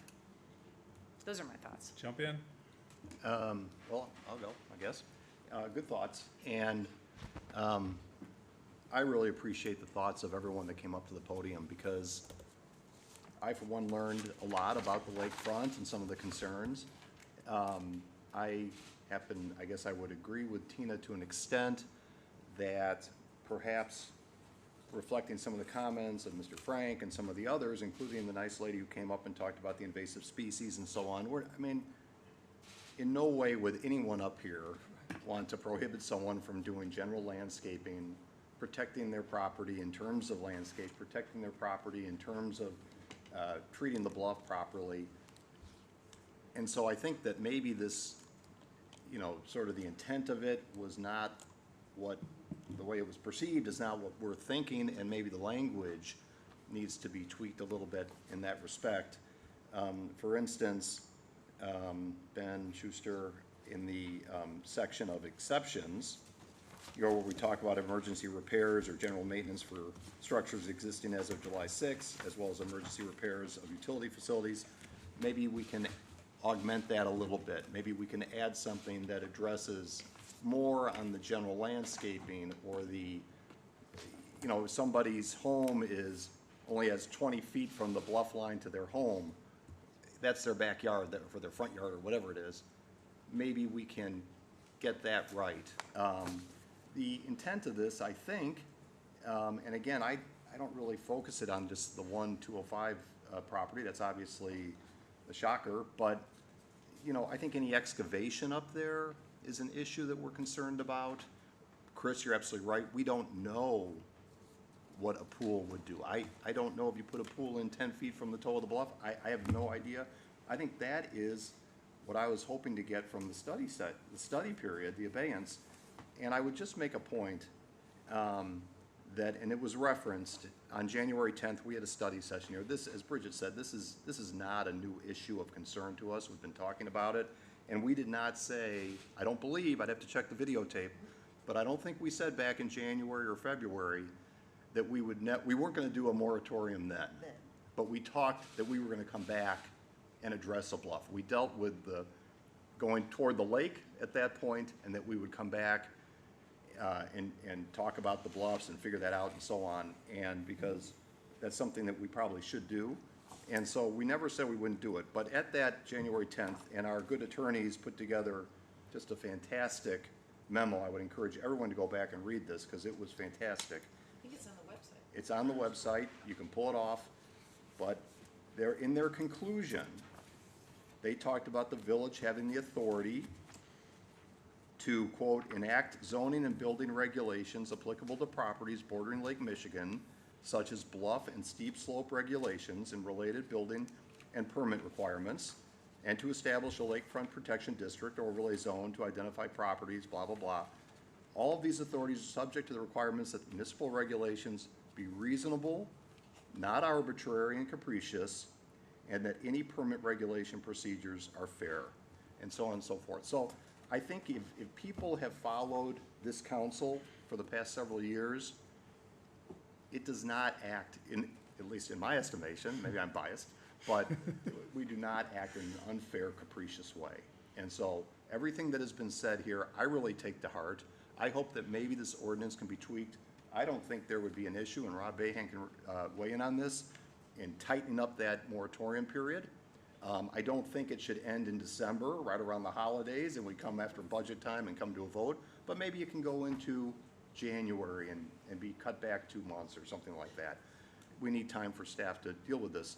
But if there's a way to incorporate some of these good thoughts into this ordinance in the next week and a half or 2 weeks, and maybe make some accommodation from a timing standpoint, and so this does come out in a fair way that gives us the opportunity to truly study this issue, which is what I would hope we get out of this. I think we can do that, and if we can, it would feel a lot better. So those are my thoughts. Thanks, Bob. Kim, Rob, we're back over here. Go ahead. Yeah, sort of, Bridget touched on this a little bit. I think one of the things that's important is, one of the reasons I would want this moratorium is so that we really take the time to study this. This isn't a narrow, targeted, short-term fix we're trying to come up with, but something that really is whatever we would do would be visionary and really support the idea that we're stewards of the beautiful resources we have in Winnetka. We're all stewards for our lakefront, for our trees, for our parks, for our beautiful homes that we have. And I think we all can get on board with that idea that we want to do something right and that's thoughtful and that's going to take time. It's not a new issue, and not only have we heard it in formal settings, but I've been out at the farmers market every Saturday, and I hear lots of people coming up and talking about this issue too. So we do hear it both formally and informally, the concerns of the community and the things that they would like to see us do to protect our lakefront. That's it for now, Emma. Okay. Just a couple thoughts. I think most people here really want to respect people's property rights. I'm a property rights guy myself, but I think what I've seen over the last 5 to 15 years, probably 10 to 15 years, I've watched people come to the village and do things that probably most everybody in this room wouldn't do, because you're good neighbors. I've listened to, I have many good friends that live on the lake. Trust me, I've gotten the calls. A lot of them are Hal's clients. And I think there was such misinformation going around about what this was and what this wasn't going to be. Clearly, we're not looking, if I had a house in the lake, I would be very cautious. I would come and probably raise the same concerns you're raising. But enough has happened. Chris articulated it so well. The Band-Aid's been ripped off of what truly can happen on those bluffs. And with the other properties up, that's what we have to basically say, wait a minute, we got to figure out what can really happen, what more damage can be done. Because before, it really wasn't even in consideration. No one would do it. No one would really do it. Now it's open, and that's something that we have to deal with as a council. I've also watched our neighboring villages to the north and south of us recognize the potential ordinance problems years ago and act to protect their fellow residents, all their residents. So clearly, as Bridget articulated very well, those spaces, the parks, the beachfront, that is why many, many of us have moved here and want to see it protected. I guess as I look at this, I guess I'm looking at the big picture of this. Obviously, there are some really good comments articulated about things we need to tighten up on this. I think that's great. We do not want to protect, or hinder people from taking care of their property. At least I sure don't. I don't think any of us do. And so some of the things that you brought forward, if it's not perfect, we will make it as perfect as we can over the next 2 weeks before anything happens. So I thank you for coming in and voicing concerns. I do think it's a new period in time where we have not seen in Winnetka before. And I think, I have kids My daughters live here, my grandchildren all live here. We're trying to protect, not for the next 20 years, we're trying to protect when we're long gone.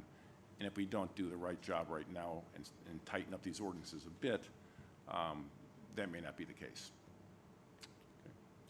Great. All right, well, I think there's some we need to have some discussion on what this ordinance should say. Clearly, I don't think any of us are at a point where we could say pass it just as it sits, right? I mean, I think, you know, Bob, you're talking about shortening the time. I'll speak to that. You know, most of the folks in this room don't pay attention to us paying the bills and sitting here in an empty room 95% of the time. But there are a lot of things that the village should be focused on in addition to these important lakefront issues. And to be honest with you, since all of the kerfuffle has started, you know, over a year ago, we have been diverted onto lakefront issues week in, week out. And I'm gonna be a little selfish here. I've got 2 years left. And my passion, I'm sorry, Katie, and those that really are passionate about the lakefront, I believe in the property owners doing the right thing, you know, and I've seen the property owners doing the right thing. There are concerns about what the future might hold, and that's what this is really about. It's not about what people have done already. But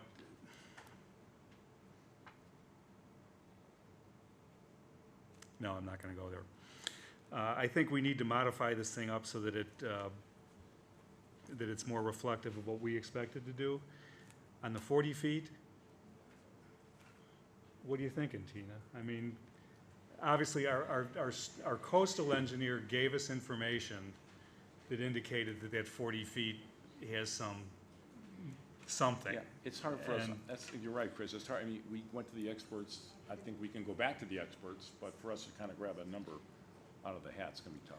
Well, You got I 7 think amateurs the up biggest there, or concern 6. is, you know, again, a lot of really responsible, proud property owners in this room, right? We're really looking at new permits for construction in the slope, isn't it? I mean, Right, the and, fact if someone's bedroom is currently within 40 feet, this really is not gonna impact right, it. that's No. my point. The real issue is if somebody comes in and petitions to demolish a house and then decide to build a walkout basement Right. that's 100 feet wide onto the beach, I think that's where the concern starts. Is, you know, some of this deep dig into the bluff and leaving it exposed and things of that Right. nature.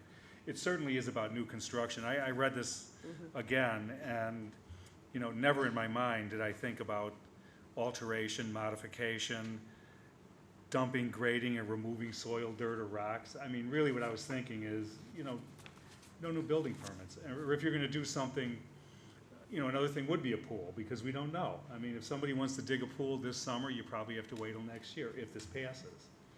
Because we don't know. We don't know if 10 feet's the right number, or even if 40 feet's the right number. And it would be really, we would be really remiss passing an ordinance when we don't even understand the technical underpinnings of it, so. But wouldn't that be part of a structural engineering review? I mean, that would be something that if somebody came in, But they're not accepting permit applications.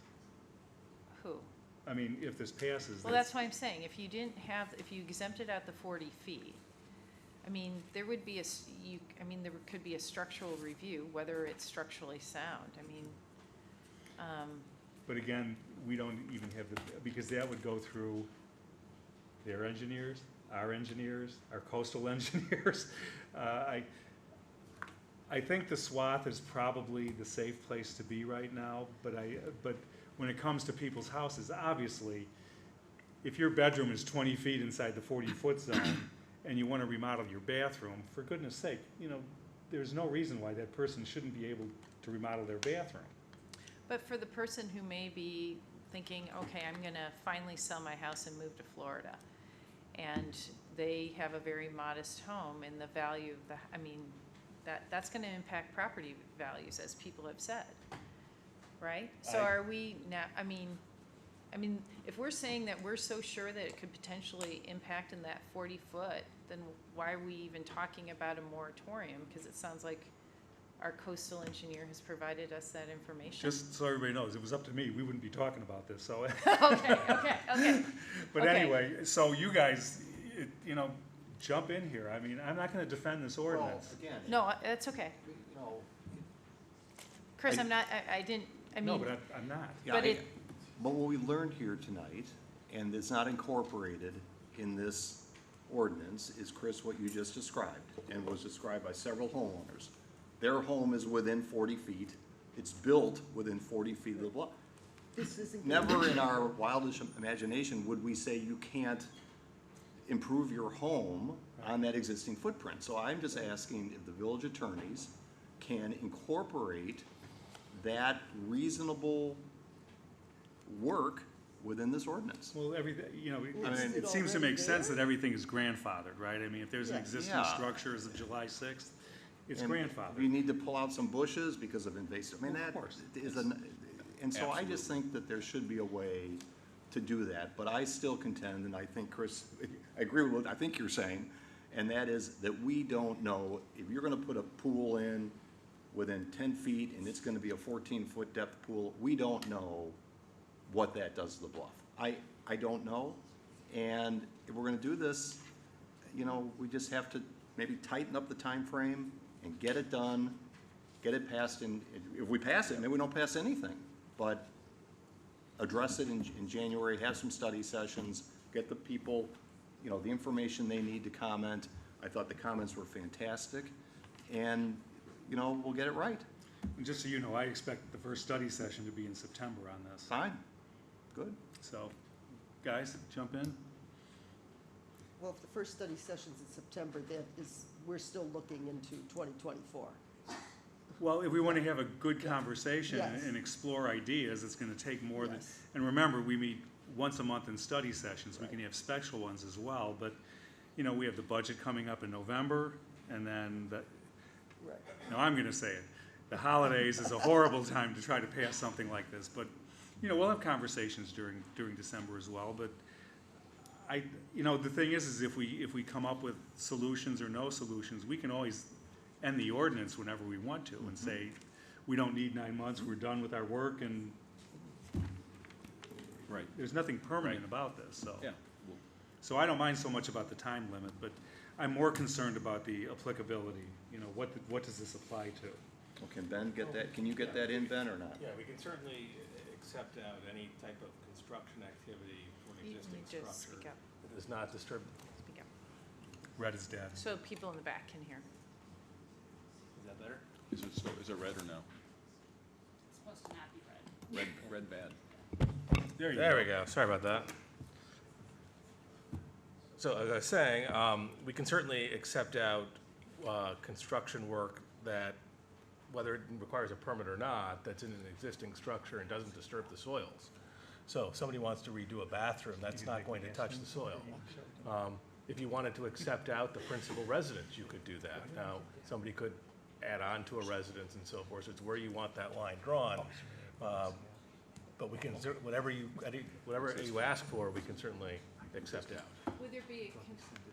Would there be concern of tying it to a demolition permit? I mean, like, any construction within the 40-foot setback, if there's a demolition permit? I mean, But you wouldn't necessarily need a demolition permit to add on. Or No, to I know. construct new. right. A swimming pool, for example, Yeah. is the example that's been, you wouldn't require a demolition permit if one doesn't exist. But but starting with the idea of, the example I was given with the bathroom, you know, work that doesn't disturb the soil would be one easy way to do that. So if it's entirely enclosed within an existing structure, you know, we could allow that. Okay. I asked Rob to share Hal's email with us. So if you could give us just 1 second here, folks, so we can kind of digest this real quickly. Well, from a practical perspective, there's a 15-month wait to get a swimming pool put in. So I'm in the market for one. So-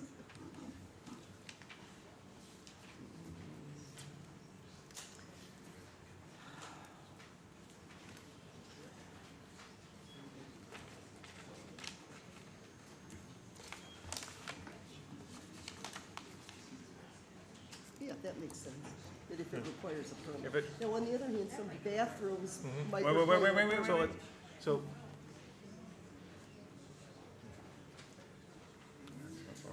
We have to be deliberating, not sidebarring.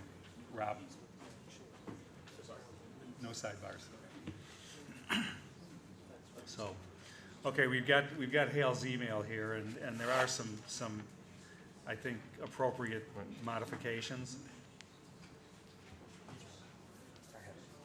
This is where Andy used to come in good, and we've got two attorneys sitting at the table, so. Well, it's really Don't be hard af- to draft an ordinance in a meeting. I mean, But I would say we can probably work together. Excuse me, folks. Ron? What I would say is we can probably work together with Ben and then circulate a draft, tightening up some language that we probably can, I'm willing to give up on the 40 feet. I want them to see it too, or at least, I think we should at least get some general direction on the things that we want to ask Ben to modify. if I may? Go ahead. So there's two different concepts, one of which is the language that, from Hal's proposal, which is, if it doesn't require a permit, allow the work. I agree. That's a little different than what we just talked about, which is another step that makes it even broader, which is to say, even if it requires a permit, if it's inside an existing structure, it doesn't disturb soil, you can go ahead and we can issue a permit. The bathroom situation Right. where a permit A would be kitchen, required, but you'd be able to do that, or a kitchen remodel or something like that. So I guess the concept would be, we can include both of those. That Yes. If it's work that doesn't require a permit at all, you can do it. And if it's work that requires a permit, so long as it's inside a structure and doesn't disturb the soils, that's allowed. With it, disturbing soils within the 40-foot With it, setback. all within, right, this would not affect any land outside of that 40-foot mark. That seems easy to me. Yeah, Is it- just It common it didn't sense. even occur to me that someone's interior bathroom project would be. We just heard I know. somebody. So I think that makes a lot of sense. That's not the point of the ordinance. So I think, I agree, tightening it up in certain ways. But like with the 40 feet and all that, we don't have to perfect that part tonight. No. You know, because, and if we get mired down in that, we have a lot of We got a lot of other stuff, stuff we to got a lot of go work through. tonight. So I am in favor of making some tightening Okay, as Rob? well. Tina? I'm sorry, Kim? Yep, that's all. I'm spinning. Bob? Yes. Oh, yes. Okay, Sounds good. so we're good on that.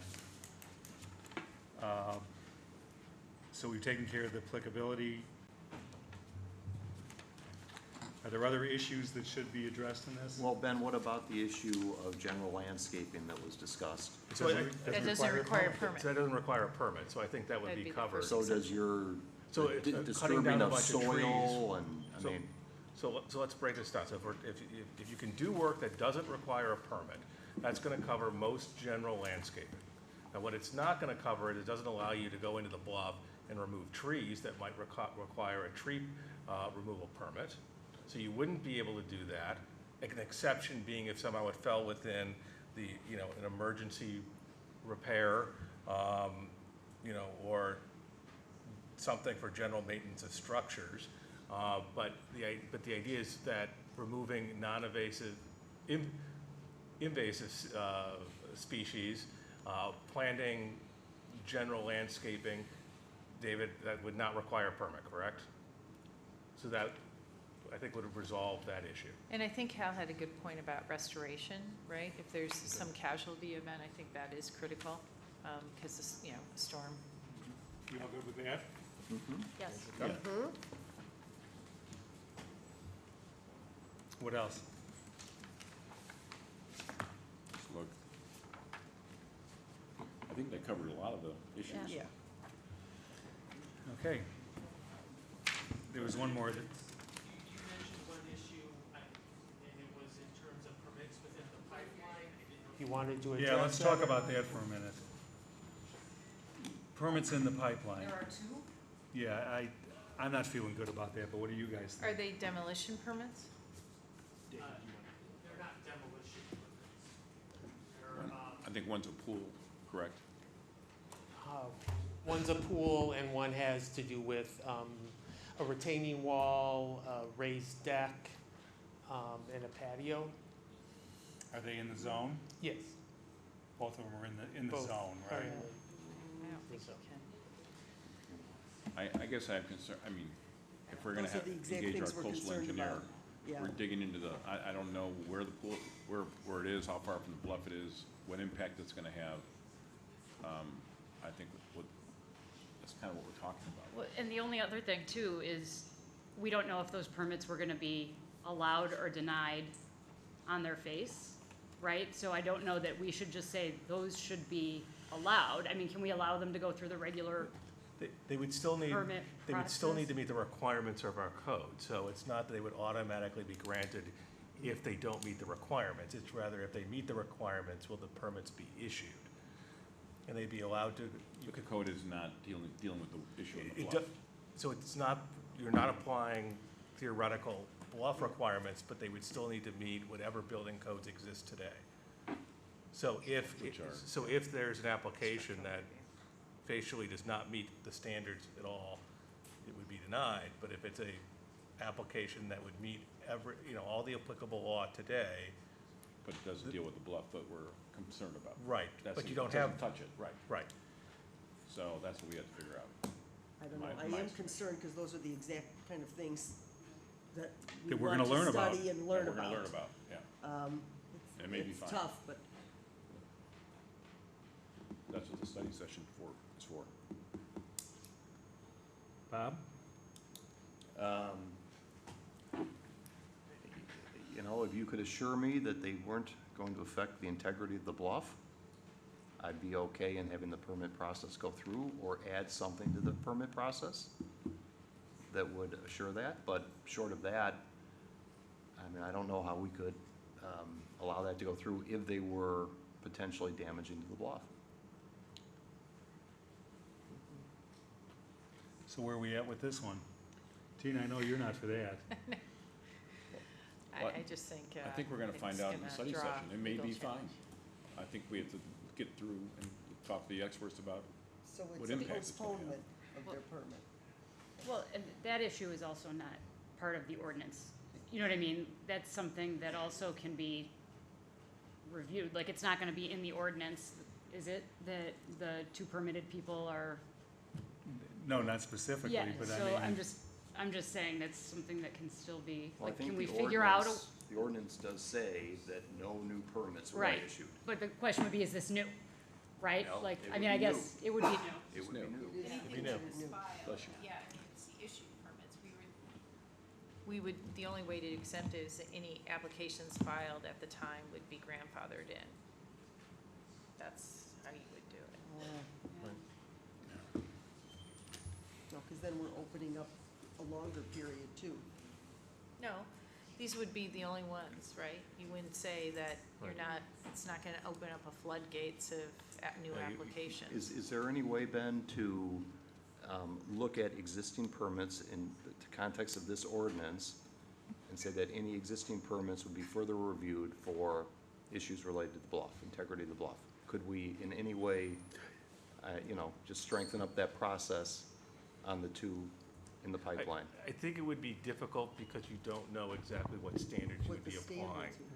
And so, I think your two options would be, unless there's a very objective standard that staff can apply, would be either no new permits, or that if, it would say, if there was a permit application already in, it can complete the process, and, and can be granted if it's already been submitted, if it meets all current code requirements. Those are kind of, I think, your two options.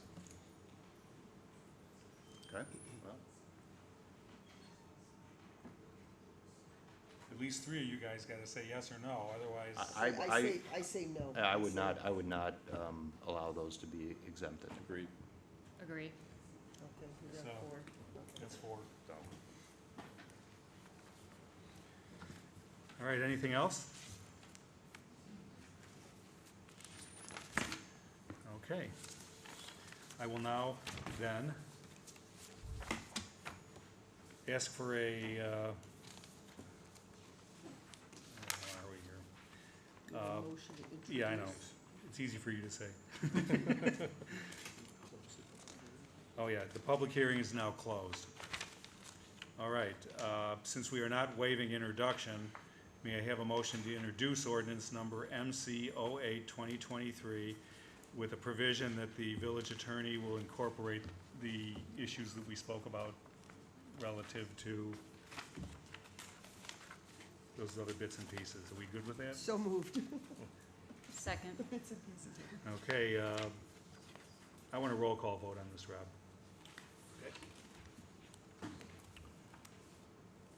Trustee Apatow? Yes. Trustee Orsick? Yes. Trustee Hanlon? Yes. Trustee Dearborn? Yes. Trustee Dahlman? Yes. Okay, that motion carries, so we'll move forward. And we will definitely make sure we do a much better job of informing all of the lakefront property owners as well as the entire community with respect to the upcoming study sessions that will address a lot of these issues. You have to understand some of these legal noticing things, like, you know, people say, why don't you advertise in the Winnetka Talk? Well, the Tribune now owns the Winnetka Talk, so when you send it to the Tribune, you're sending it to the Winnetka Talk anyway. So, but those are legal requirements that we have to go through, and they really aren't, it isn't intended to notify all of you that we're talking about this through the Chicago Tribune. And we'll try to do a better job and make sure we do a more directed mailing when it comes to the upcoming meetings on that. Okay, just so everybody's clear, the next items that we are dealing with do not apply to private properties. All of the remaining ordinances we're discussing apply only to properties owned or controlled by public bodies. The village, the park district, the library, and the school district. So we'll move forward on that then. Which one is the next one? Okay, so the next one would be ordinance number MC 07-2023, amending the text of the Winnetka zoning ordinance to establish a lakefront preservation overlay district.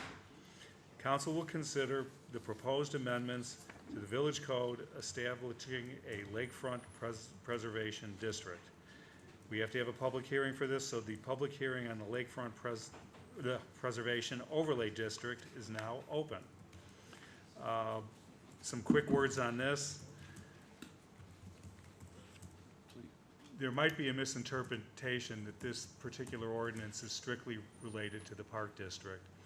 But any of you, most of you who haven't been here over the past several months, we have heard from residents about their concerns, and it hasn't just been the one resident that shows up and talks about it, but I've heard from many other residents about the concern about the village-owned street ends that basically run into the lake. So this ordinance would apply to any publicly owned open lands property only on the lakefront. It's become clear to me that these open spaces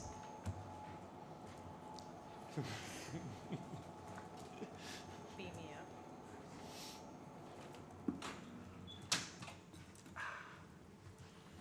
that these open spaces are becoming less and less available to us, and it's becoming more and more important to us who spend our days here in the village that we have good access to the lake.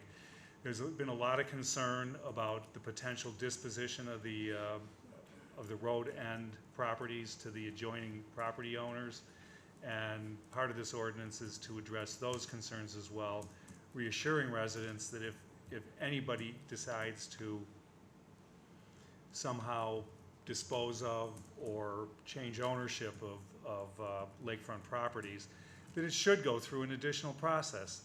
These are important properties, there's not many of them, and probably the most important thing is that we have robust community discussions on them across the community, at the park district, at the school board, at the library, and at the village, that we make sure that there is plenty of opportunities for the public to share their opinion and vet these things.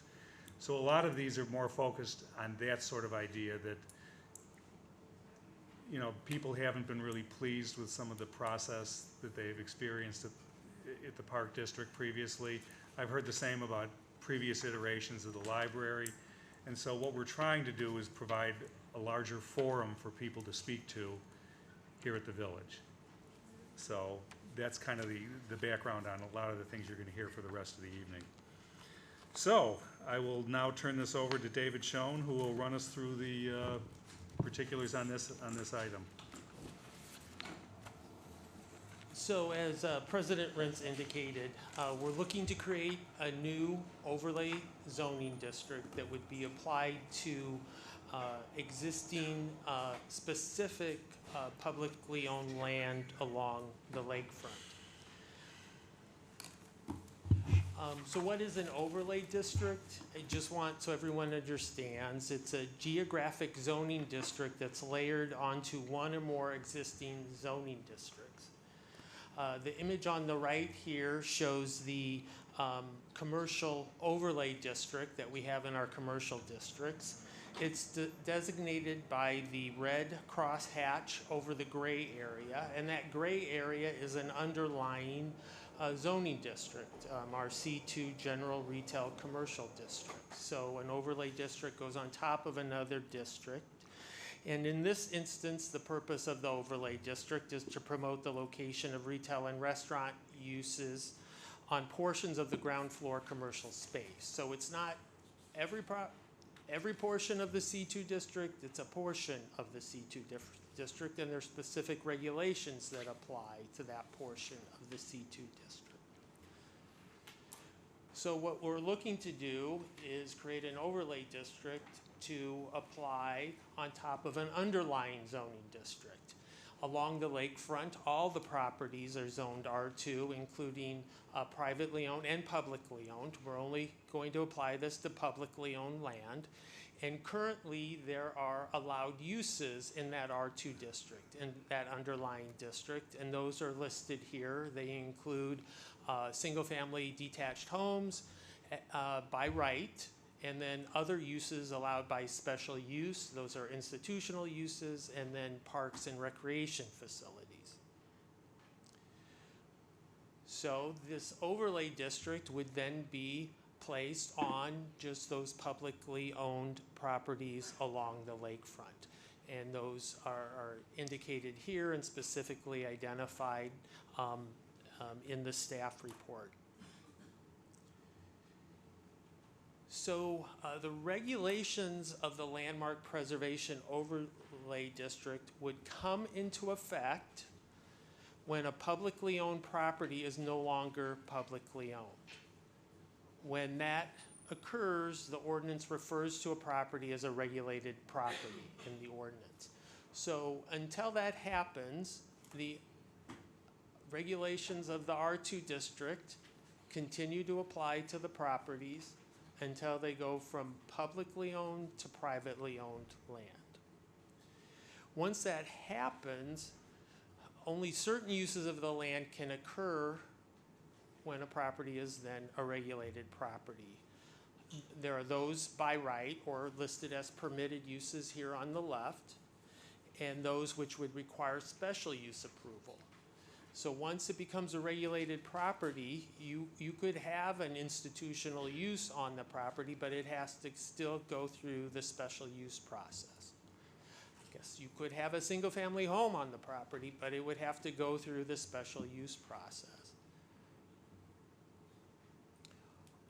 But if it doesn't go through the special use process, then there's certain regulations in terms of those permitted uses that are allowed, the open space, the limited recreational uses in terms of what can and cannot happen on those properties, with the goal of trying to keep them more as open space or recreational uses. And those are identified in the ordinance and listed here.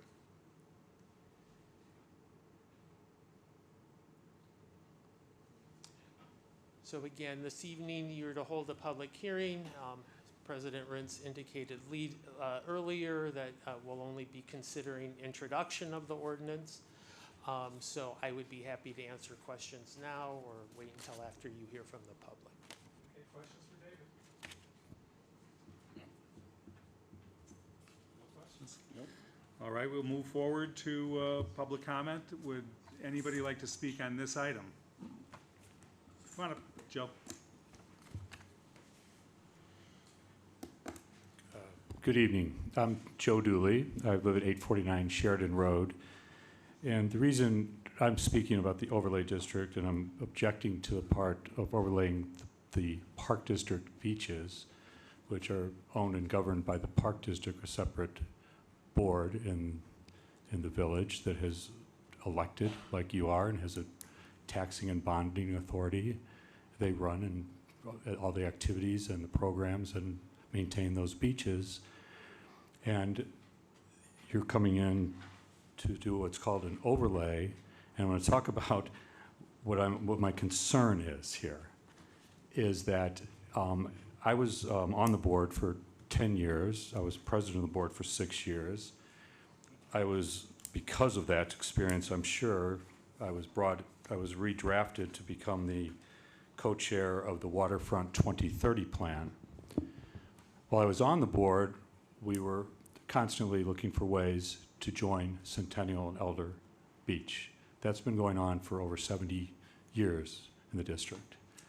That would become, if you talk about preserving property values in Winnetka, the most beautiful beach, biggest beach in Winnetka. But right now, that is restrained by private property at 261 Sheridan that sits between Centennial and Elder.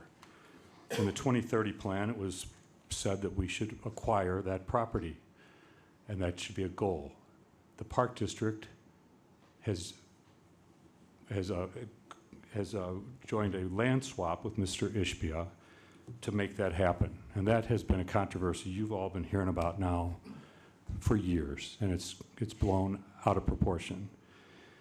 But when I was on the board in 1999, this board passed the Village of Winnetka 2020 Comprehensive Plan for the village.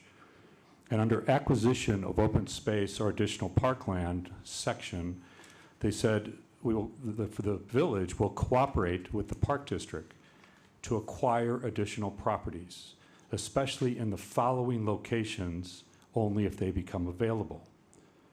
Number 3 on that list is the east side of Sheridan Road between Centennial and Elder Parks. Last night, somebody in the audience raised that, well, acquire means to purchase. Under 16 U.S. Code, Section 620E1, the term acquire means to come into possession of, whether directly or indirectly, through a sale, trade, exchange, or other transaction. So if you're going to help under the 2020 plan the Park District to acquire that land, then why are you placing an overlay district that does nothing to govern the Park District land, because it says right in the ordinance that the local governing authorities will have the full power to continue to do what they do on those lands. The only time this overlay district applies to regulating these lands in the overlay district is in the event that any of that public land becomes private land. That is something that has already been passed by the Park District Board. It has been approved by the community and the Park District in the 2030 plan. It was approved as an idea in the Village of Winnetka 2020 plan, and now it's possibly going to happen. But what you've done is there's only one instance that any beach is giving up any land that will become that is public, that will become private, and that's 70 feet of beach to give to Mr. Ishbia. In exchange, he's giving the Park District a house and the beach between Centennial and Elder, so those beaches can be joined. But if you make it unpalatable for him to give that 70 feet of beach to the Park District, because when he gets his 70 feet, it will now be regulated, what you have done, even though maybe you don't think you have, you've discriminatorily carved out the only piece of the public beaches that will ever become private. And I don't know where you think we're going to sell, the Park District is going to sell Tower Beach to some private individual, or Maple Beach to some private individual. I guess if that's what you're saying, I think it's pretty unrealistic. I think what we're doing is we're carving out just this one idea, something that's been hoped for a long time in this community, and we hope it can still be achieved. And to regulate that transfer is really a way to stop what you have directed yourself to do in the 2020 plan, is to help the Park District acquire that land. And an exchange is under the definition of acquire. A trade is under the definition of acquire. So that's exactly what is happening here. Even though it's not a purchase, it is an acquisition, because the term acquisition is the act of acquiring. The other objection I have overall was to the process. Nobody ever contacted the Park District to tell them this overlay district was coming until they got a public notice. And so they found out what the overlay district ordinance was on late Friday afternoon with the 4th of July coming up, and had to call a quick meeting last night where obviously there was a master plan of 2 people who objected to leave the meeting, so there'd be no quorum, so there could be no protest. But the issue of protest is what I want to talk to you about, is when you learn about an ordinance on a Friday and you have to give a protest on a Thursday, it doesn't give you much time to assess the issue and prepare your protest. A lot of people are out of town. So I would respectfully ask that the protest period be extended. If you're going to be looking at all these things for 9 months, like the slope for 9 months, if you're going to be looking at this for an extended period of time, that we should extend the period for the people that didn't understand about the protest or were not able to protest, got noticed too late and too quick, that they have more time to participate. Thank you. Thanks, Joe. Anybody else like to speak on this? Come on up, Christina.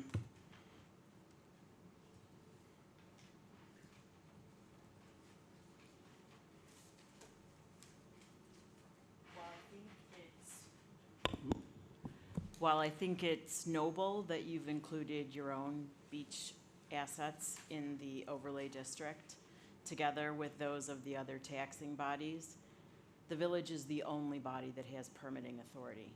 So the village really doesn't have any obstacles to the ways in which it chooses, except your consistency, your measured application. But technically, because you're permitting your own projects or your own uses or your own access, there aren't really any conflicts of interest that a healthy permitting process contains. However, for all of the other taxing bodies, the library, the schools, the park district, there are no permitting authorities. So we are simply, all the other taxing bodies are simply subject to the permitting authority of the village.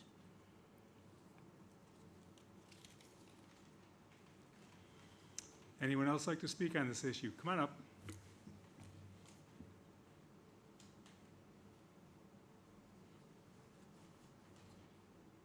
Good evening. I'm Catherine Guthrie, and my husband and I live at 575 Sheridan Road, which is just south of the Spruce Street dead end there. We've lived there for 20 years, and between our neighbors to the north and us, we take care of the street end. We spend a lot of money feeding those 400-year-old trees, and we take care of the landscaping, and people walk through there, and it's great. When we bought the house, we knew we were buying land that was public access. It's fine, we understood that. But when I read what you guys are trying to do, I feel like you're trying to turn it into a public park. Now, the way our house is, it was built in the 1800s, so it's just right there on the road, and it faces that street end. So if all of a sudden you guys say that people can picnic right there, that's right in my front yard. So I would just ask you to, have a think about that relative to your own situation. Now, I don't know enough about all the individual street ends, but they're all different. And with respect to the one that's right next to us, I mean, it is like our front yard. We do try and take care of it. I've met a lot of lovely people walking back and forth through there, but thank you. Thank you. Anyone else? Come on up, Ron. 3 minutes. You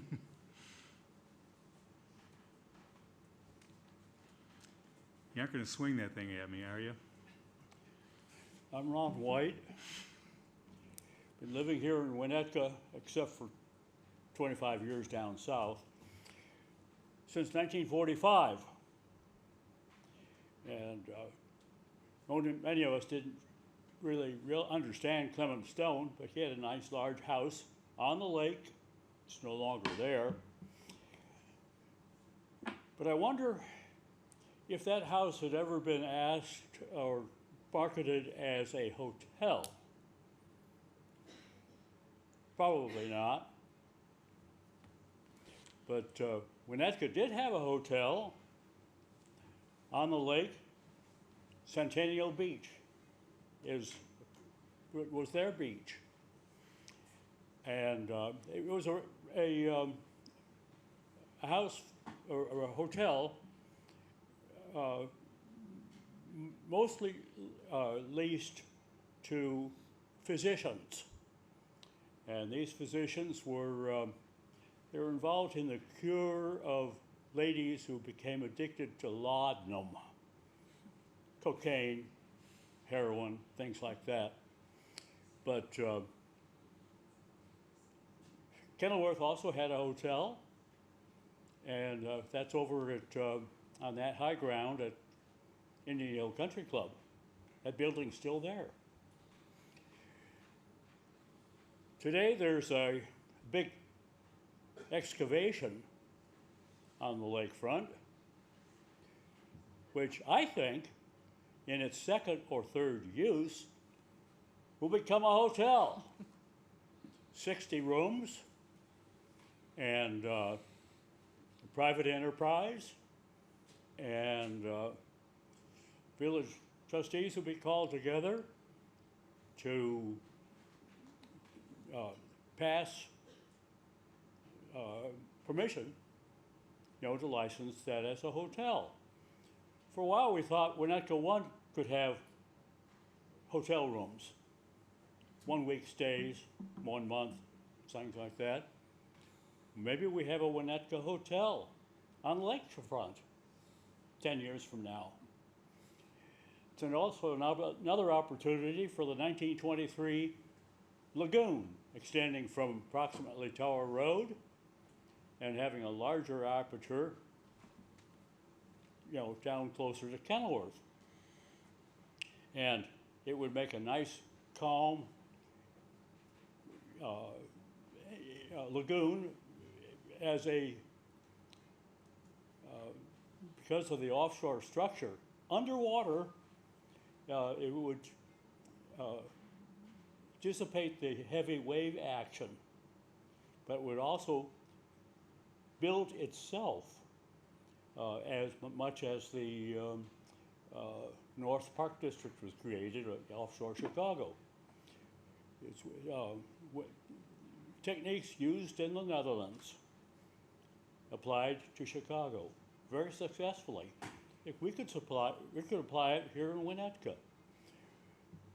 But this way, Winnetka gets a hotel 10, 15 years from now, and the Park District, they don't have to have the changing committees, to say grace and manage it.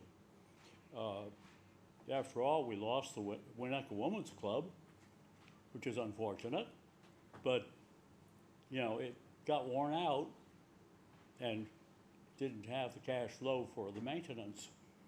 But, I think we have to think somewhat further ahead for the second use of properties on the lakefront. And Hotel Winnetka might be the ultimate goal. Hey, Ron, we're getting on to 5 minutes. Thanks for the opportunity. Thank you. It's an interesting idea. Come on up.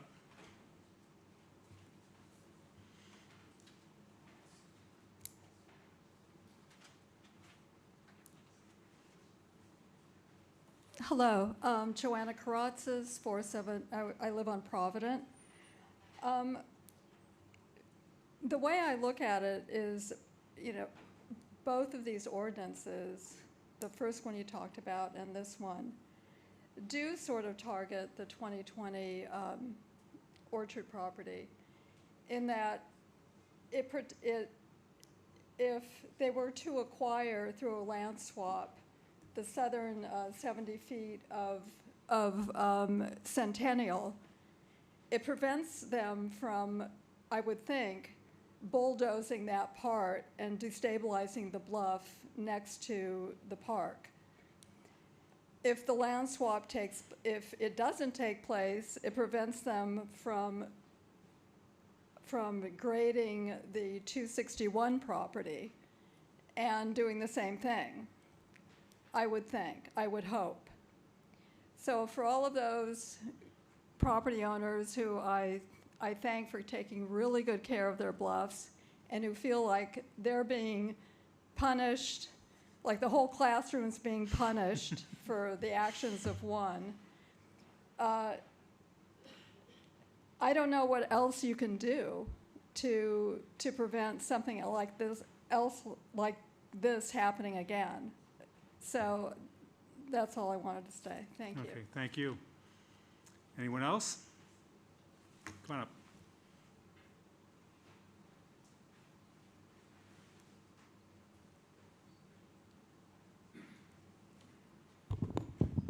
I'm Phil Beck, live at 735 Sheridan. And I don't think that the Park District is going to sell the Maple Street Park to anybody, which is next to mine. So I wouldn't be impacted directly. But I really think that this is an improper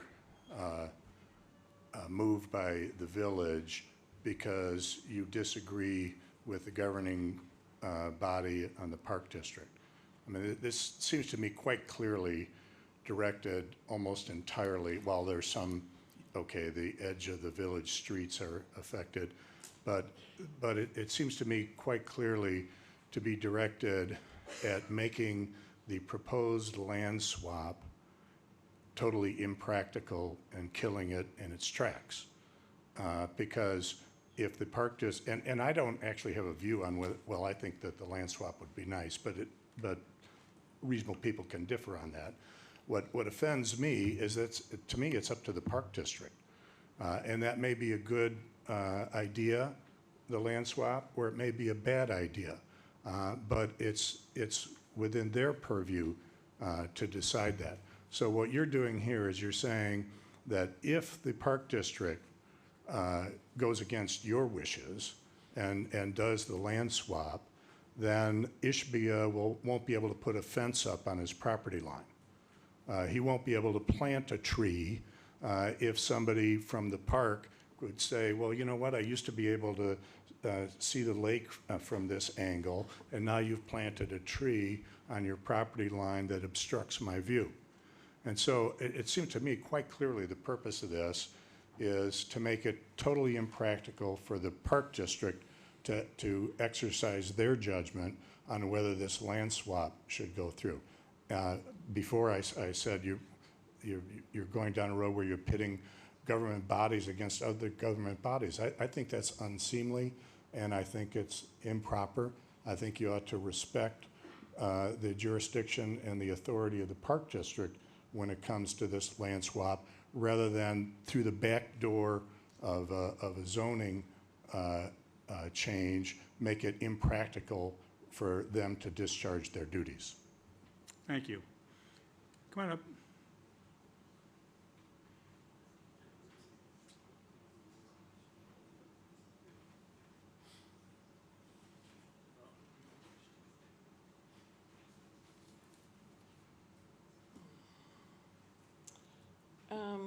Good evening. Thank you all for tonight. I know this is an incredibly long evening for you, and you are showing a tremendous amount of patience, so I appreciate that. My name is Angie Dahl. I have been a resident of Winnetka for over 40 years. During that time, I've had the privilege of serving on the Winnetka Park District Board as well as on the Village Planning Commission. I'm making comments tonight both as a concerned citizen and as a former president of the Winnetka Park District. As you know, the Winnetka Park District is a unit of local government that was organized in 1984. The Park District operates under a specific set of guidelines as set forth in the Winnetka Park District Policy Manual. Section 5.13 of that manual specifically states that the zoning of land is a legal function of the Village of Winnetka. The Park District itself does not have independent zoning authority. As such, all park land is currently zoned as R2, requiring the issuance of special use permits from the village in order to function as parkland. This village has had a long history of intergovernmental cooperation. Indeed, this is one of the most significant reasons why this village has worked so well. It is through such agreements that parks and schools function within the R2 zoning designation with special use permits. This is entirely consistent with the established standards of the current village zoning ordinance to control the development of and use of land in a way which promotes community welfare and protects the health and safety of its residents. Recent community developments have fostered a level of uncivil discourse in this community that is unprecedented in the 40 years that I've lived here.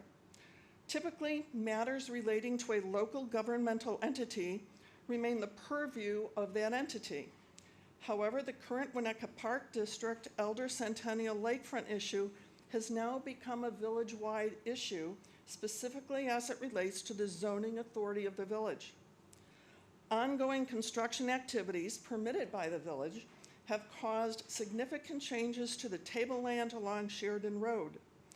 Additionally, there appears to be almost total demolition of bluff protection along a large portion of the proposed new residence.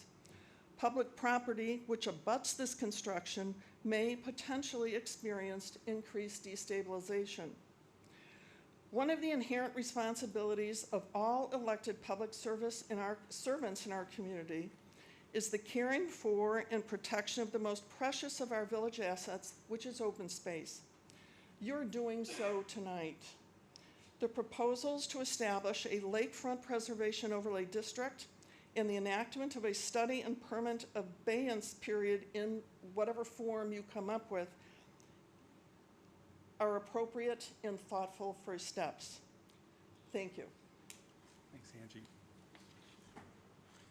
Anyone else like to speak? Come on up.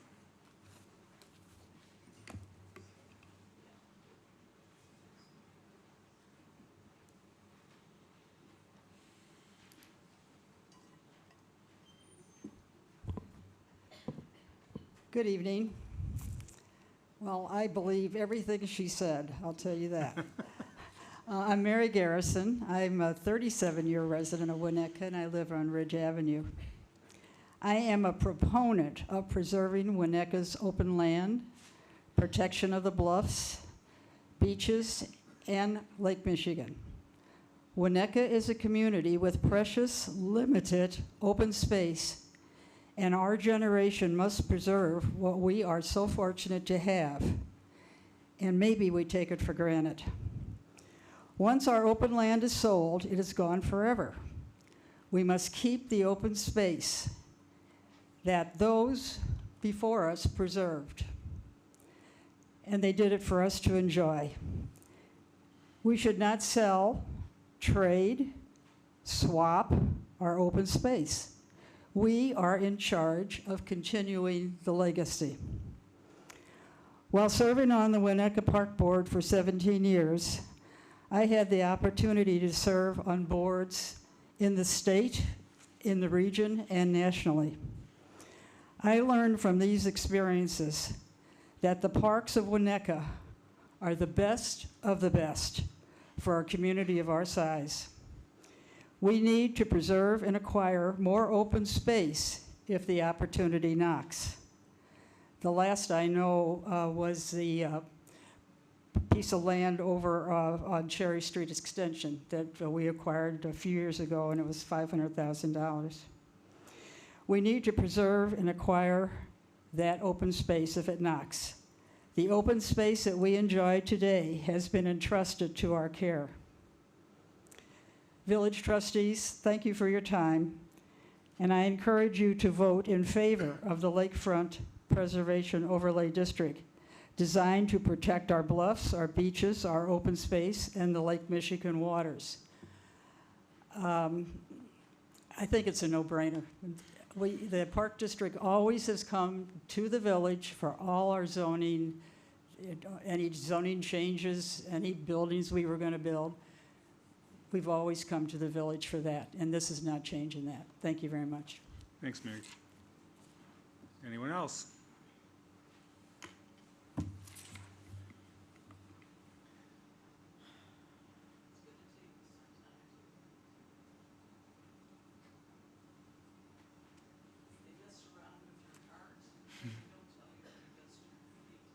I've been there.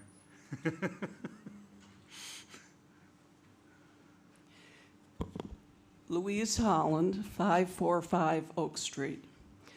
Village trustee, 1992 to 1997. Village president, 1997 to 2001. When I moved to Winnetka in 1969 with my family, it was a dream come true. Wonderful schools, beautiful parks, a public library, a history that went back 100 years to its state charter in 1869. The taxing bodies of the village met 4 times a year to discuss with each other their plans and hopes for the coming years. Gene Bradner, who was later to become the village president, was an active member of the Winnetka Conservation Association. She and other village residents passed a referendum to fund the $500,000 purchase of land that housed the North Shore Hospital, earlier known as the North Shore Resort. This purchase was the land south of Elder Lane Park, called Centennial Park, to commemorate the 100-year anniversary of the village. It's now 2023. Village boards do not meet with each other. The boards go off on their own, create ill-advised land swaps, and give up 72 feet of precious parkland for reasons that accrue to one resident. As a taxpayer of Winnetka and all the other taxing bodies that appear on our tax bills, I urge this board to do your legal best to protect our land, our parks, and all the other amenities that make our village special. We should not enter into land swaps or any other plans that affect 12,000 residents. Thank you. Thanks, Louise. Come on up, Colleen.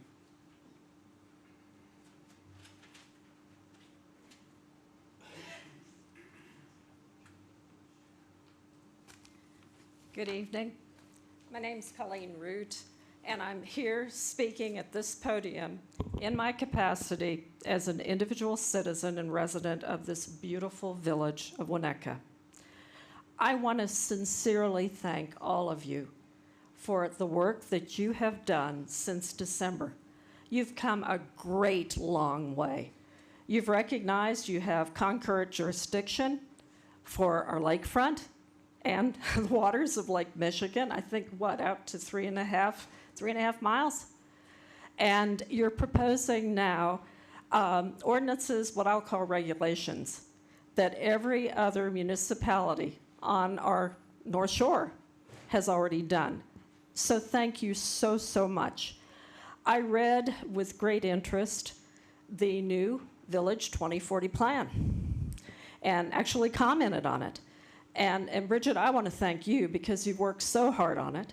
And it was contained within this 24 plan, the idea of a special open lands protection overlay district. It wasn't stated as such, but it's there.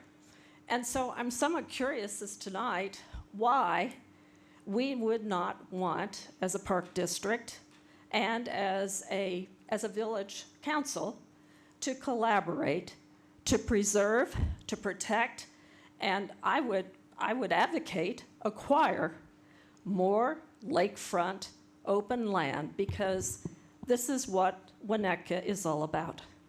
And so I would encourage you to move forward to do that.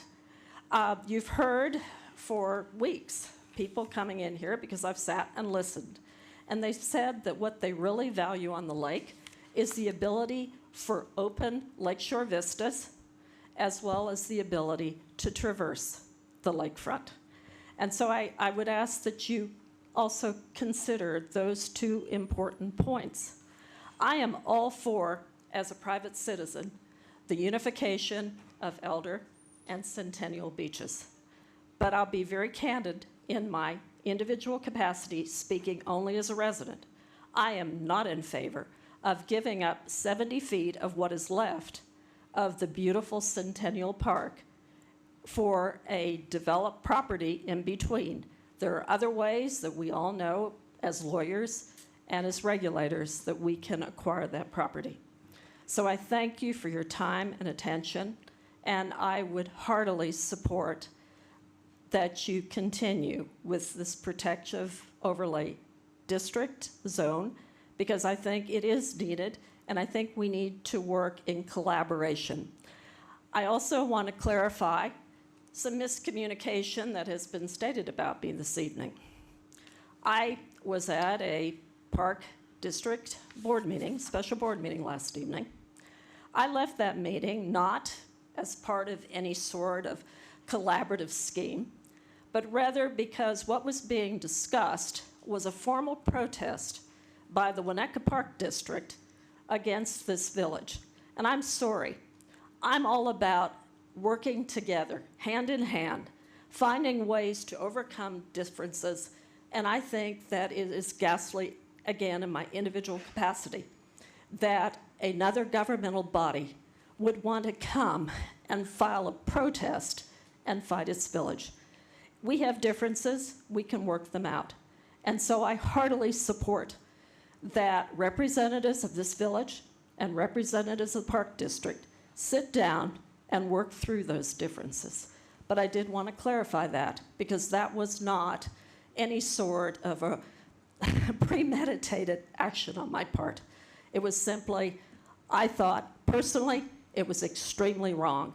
And I want to work together hand in hand to make this village a much better community. Thank you.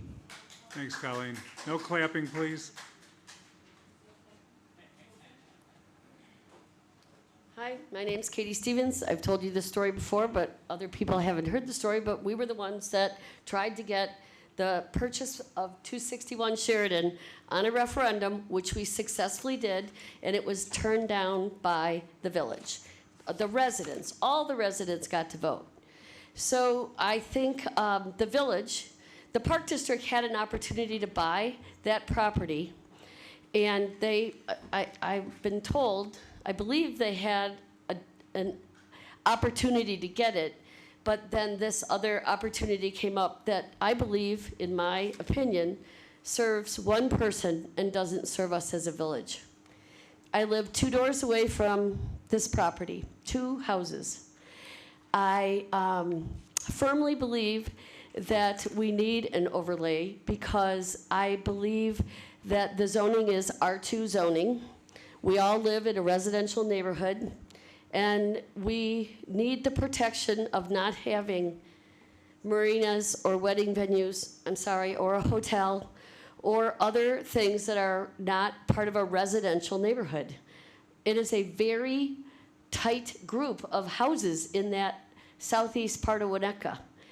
And I believe very strongly that you have the zoning rights to do this. It is in the best interest of the residents to do it. And that the other person that tried to acquire, had an agreement to acquire the property, had like a year and a half to get that deal done, and he wouldn't have had to deal with any of this. But the deal didn't get done. And it's not that this is a quick measure. This has been talked about. We've talked about this. I've been to village meetings for, more than I care to tell you. So I hope that you protect our land, you keep it R2, and I applaud you. Thanks, Katie. Anybody else? Come on up. Up.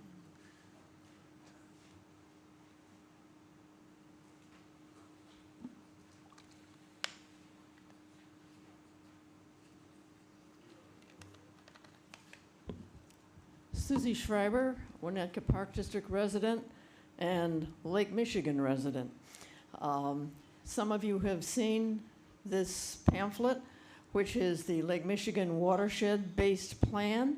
It was envisioned and worked on through many iterations and governmental units from the mid-1990s until December of 2021, in which a grant was given to create the Lake Michigan Watershed Plan, the last one that was needed for Lake Michigan and for the state of Illinois.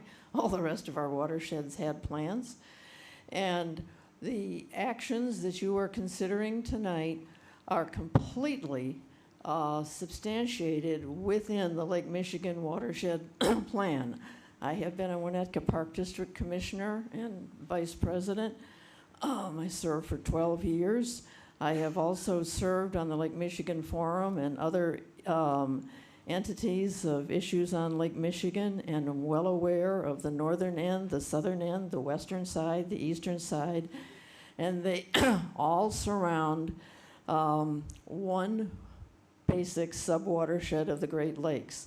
But you are taking the steps to finally bring Winnetka into the partnership of maintenance and responsibility for our heritage of keeping the Great Lakes clean and, well, as clean as we can get them, but not letting them degrade further.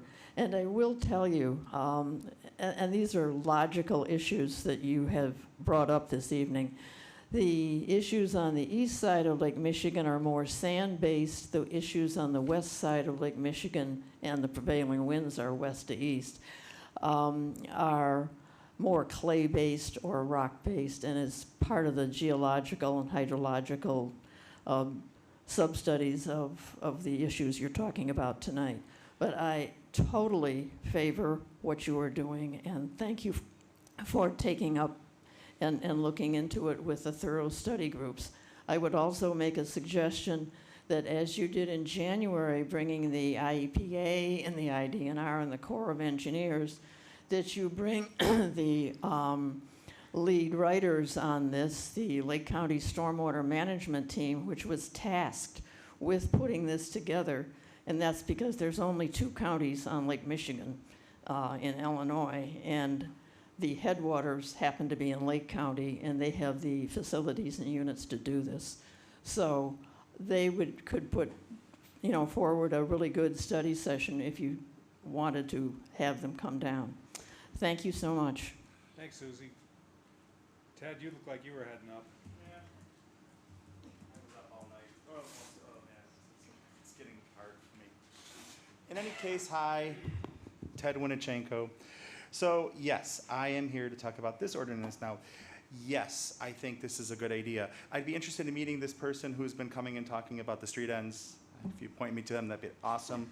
But I wanted to say about this ordinance specifically, there are a couple things that I would suggest. So first, I look back to 1881 and 81, 82, when the village council vacated Laurel and Ash street ends and said they shouldn't be taken as any precedent, and then 6 months later they vacated most of Cherry Street because of a compromise, and there's no indication of what that compromise was or why these things were being done.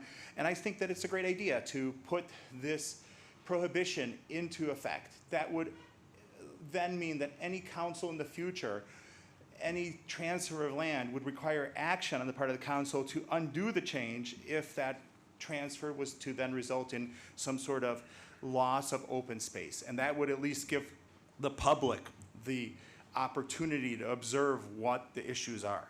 So I would appreciate some sort of indication that this is what we're doing, but we have no intention of vacating any land in the future unless there was some great need.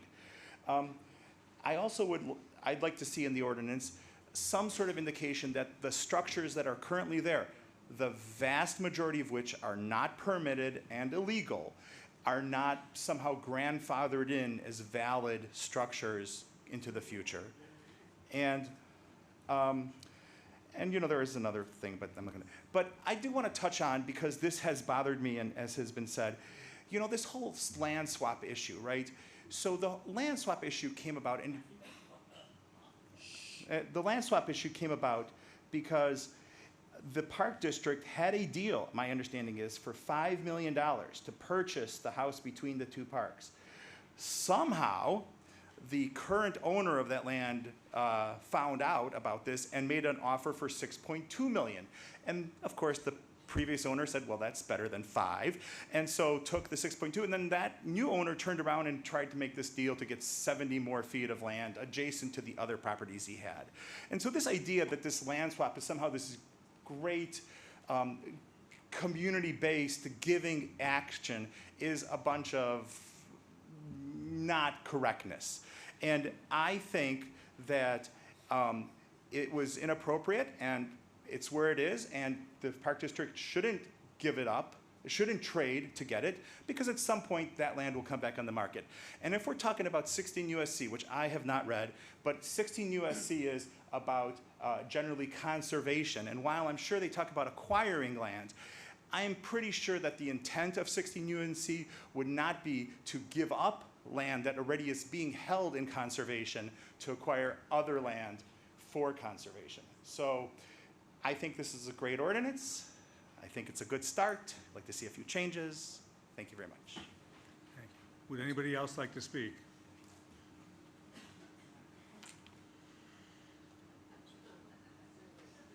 You're next, Chuck. Yes, John Root, 326 Woodland Avenue. And what I'd like to point out here is this isn't just 261 Sheridan and 70 feet of Centennial. You're talking about all the parks on the lake and all the street ends. We don't know if the 261 land swap for 70 feet is ever going to close.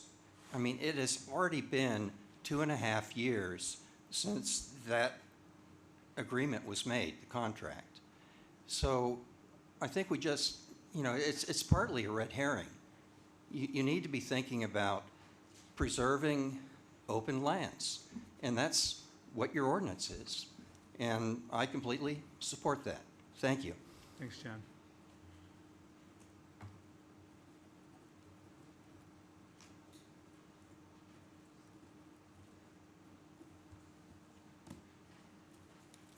I'm Chuck Dowding, 968 Elm Street.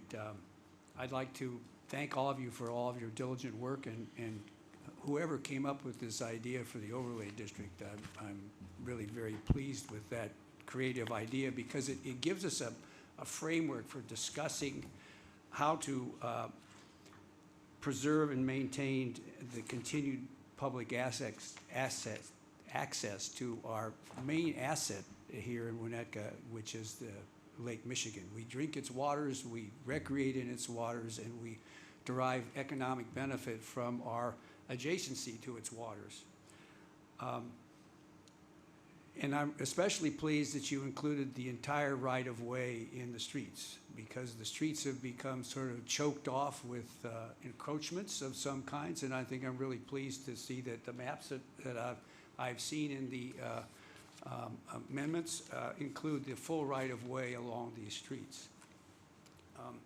As to the issue with regard to the specificity with regard to the Park District, I see that there is still a special use permit process which would allow both the Park District and any adjacent property owner to come before the village and to come up with a special use for any particular land swap that might be in their favor in the future. So I don't think this overlay district abrogates that possibility for continued cooperation as wished for by Ms. Root. So thank you very much for allowing me to speak, and thank you once again for all of your hard work.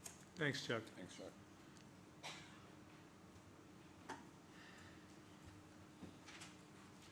My name is Willie Franzen. I reside at 226 Sheridan Road, and I also own 232 Sheridan Road. I've been a resident of Winnetka for almost a year. The anniversary's coming up, and have been very happy here and loving it, and very impressed with the Village Council so far. I recently became familiar with the zoning regulations through a project that we're working on right now, hoping to start soon. And I see zoning regulations as a way to find a balance between neighbors and property rights. That's what they do for the village. And right now in our neighborhood, it feels out of whack, both what's happening and what's proposed. And I think that the overlay district as proposed starts to bring that back into balance. I can speak for many of my neighbors who I've spoken with for hours over this, that we're just uncomfortable with what is happening and what is expected to happen in the future. And I think this overlay district does a good job of at least setting our minds at ease and bringing balance back to the neighborhood of, you know, we don't want to maintain the status quo necessarily, but we love our neighborhood, we want to protect it, we love the lake views, we love the parks, we love Centennial as it is, and we want to see that protected. I personally feel like when I've voiced my opinion in the Park District, I haven't been heard, and when I've voiced my opinion in the Village Council, I have. So I see this as a way for one of the governing bodies that represents me to actually represent me. So I was very happy to see all these proposed ordinances. I think you guys will get it right, whether you approve them as is or alter them. I have a lot of faith in you. So I appreciate the work that you've done, and I just want to tell you that you have the support of me and many of my neighbors, and that we hope that we can do what we can to protect our neighborhood and to keep it feeling the same, while also still seeing positive developments and, you know, seeing continued value, you know, land values and stuff. I just think that this is a very good start. Honestly, I'd like to see you do more in some ways, but this feels like a very good start to make us feel a little bit more at ease, because having, you know, recently bought that property, I'm extremely nervous about what's going on across the street. The Park District is our biggest neighbor. So they're another resident. I'd like to find a balance with them, but it seems like the zoning regulations might be the best way to do that. Thank you. Thank you. Anyone left?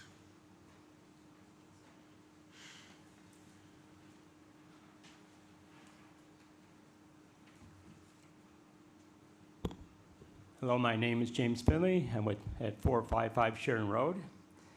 I have nothing to do with the Park District, never had anything to do with the Park District, so a little bit different. My concern is the southern 70 feet of Centennial Park. Long before Mr. Ishbia came to Winnetka, the Park District had made it known it wanted to join the two parks, but the cost was too high. They attempted this in early 2000s. That failed.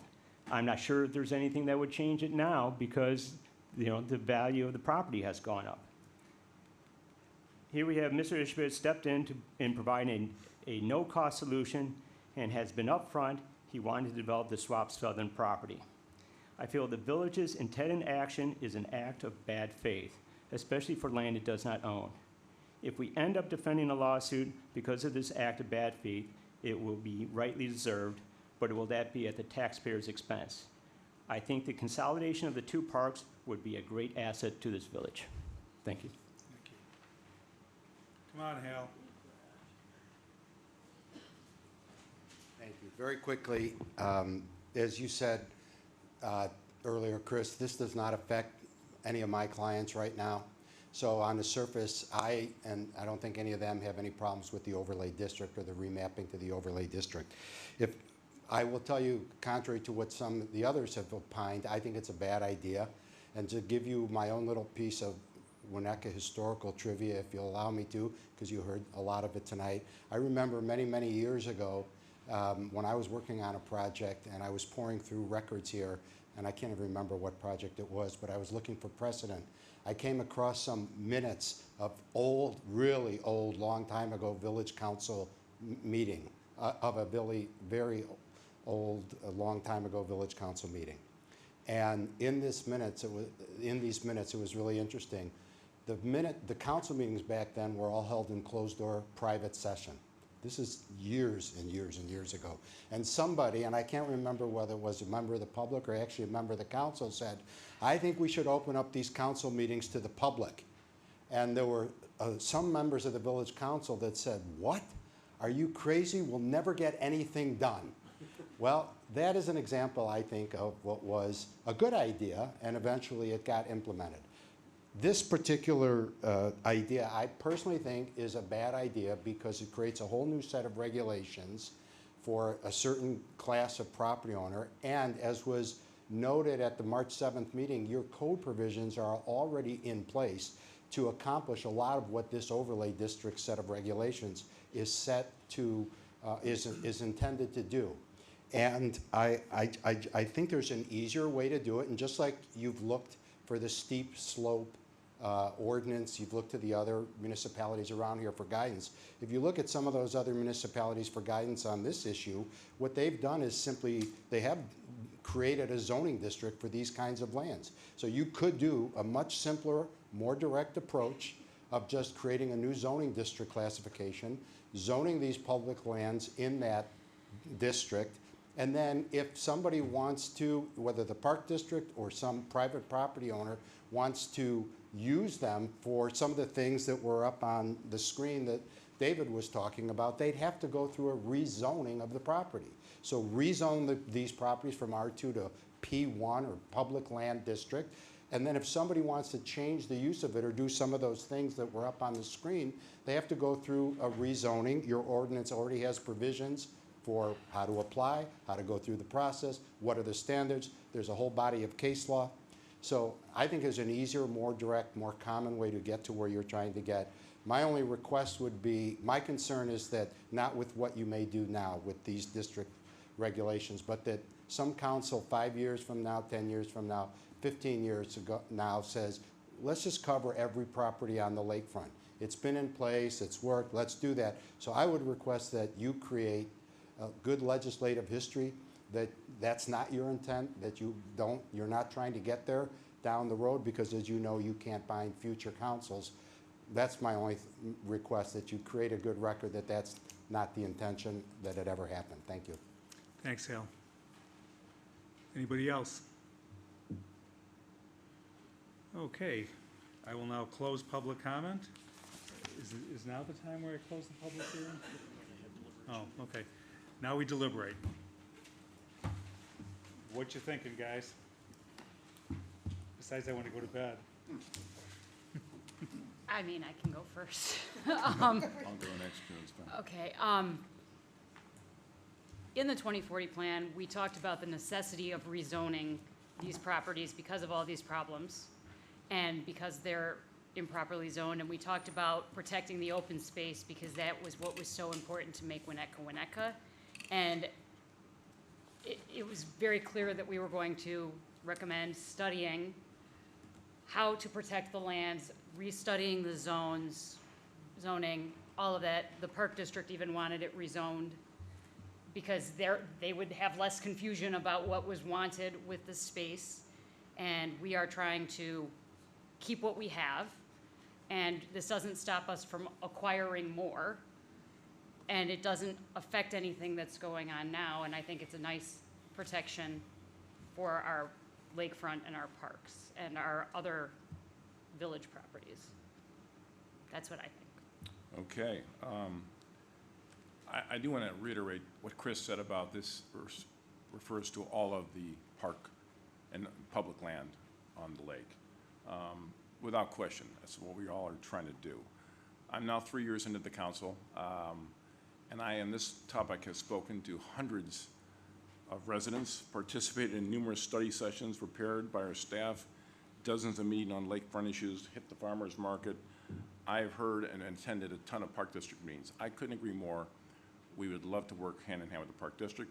I've had been on numerous meetings on this subject with the Park District where I have offered to, well, I think no one's disagreeing. We'd love to connect the beaches, but not at this price. We'd love it. And I told the Park District I would stand shoulder to shoulder and with my cup out and go get the money to help them connect the beaches, but not at the expense of giving up public land. And that park, if you realize, And when somebody started talking about how the park was acquired, the blood, sweat, and tears that the Park District went through 50 or 60 years ago to get that, to keep it parkland, that's why we've heard from the vast majority of residents, they want some additional level of oversight on this such valuable land to our community. And that's what we've been listening to. Others? I have a question. What is the advantage of doing the overlay versus just rezoning?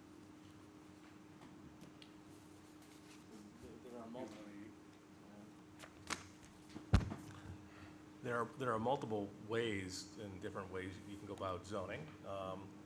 You could do an institutional zoning district if you desire. You can do it with an overlay.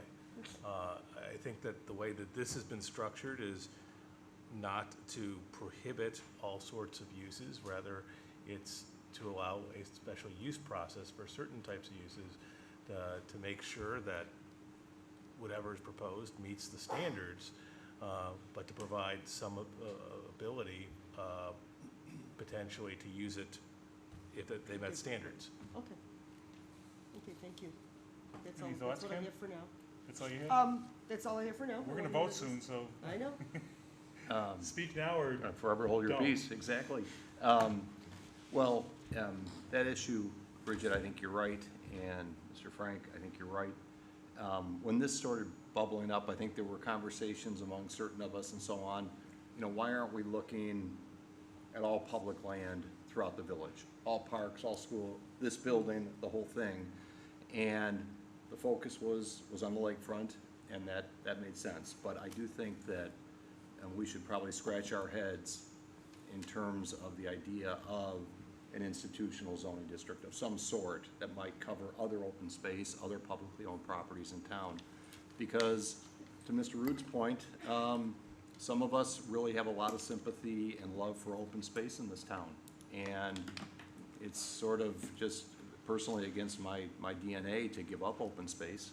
I think we should be looking at ways to preserve it, enhance it, acquire more, et cetera. So I think we're getting there. I think for a lakefront district, this feels right to me. But I hope at some point we can go further. And Joe, to your point, I will say this, some of the things that we've seen out in our community, in the world out there, I don't even pretend to know what might be coming down the pike in terms of things that might happen to open space. And, this may not be A to Z on the whole topic, but, I can't preclude the idea that open space won't be sold to other private owners, and that just doesn't feel right at all. So if this does make some progress to prohibit that, I'm for it. Can I just real quick say one thing about institutional? That came up in a big way when we were discussing zoning in the 2040 plan, and there was a lot of concern. I'm a little tired right now, and it was a long time ago, and I can't remember exactly everything, but there was a lot of concern about doing an institutional because I don't know, it predicted sales, right? This is actually saying we don't want to sell it, right? That this is not like a real estate token to be sold for some money to do something else. It's priceless, and we want to keep it, and we want to preserve it and make sure that anything's done with it is done in the way that would be best for the whole village. So I just want to, before people start going down the road of institutional, know that this did come up 2 years ago, and we had a lot of letters, and we had people in, and we had a lot of discussion about it, and there was a reason that we ended up calling it in the plan park instead of institutional, because initially there was an institutional that covered parks and schools, and everybody said this is not it's not institutional, it's open space. Let's talk about protecting the open space, and it made a lot of sense. Good. You still with us, Tina? I am. I am. I think I need a little bit more water. Yeah, I think it's an interesting issue, the rezone versus the overlay. It's probably something we could study for the future, for churches. You could throw a whole bunch of changes of uses, have an underlying R2 zone, right? I mean, there's many of them, schools, private, public, all that. But I think that this achieves some protective status.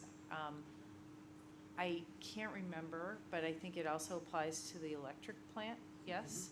Which I think is a very significant issue. This is not just a token. I think there was a suggestion from some folks who may have expressed concerns about targeting of the Park District. I mean, this is not token, right? There's going to be some big decisions about the electrical and water facility, well, mostly electrical plant, yes. We will still provide water to residents. So in that regard, I think it's really important for us to think about these things. So I'm in support. Great, okay.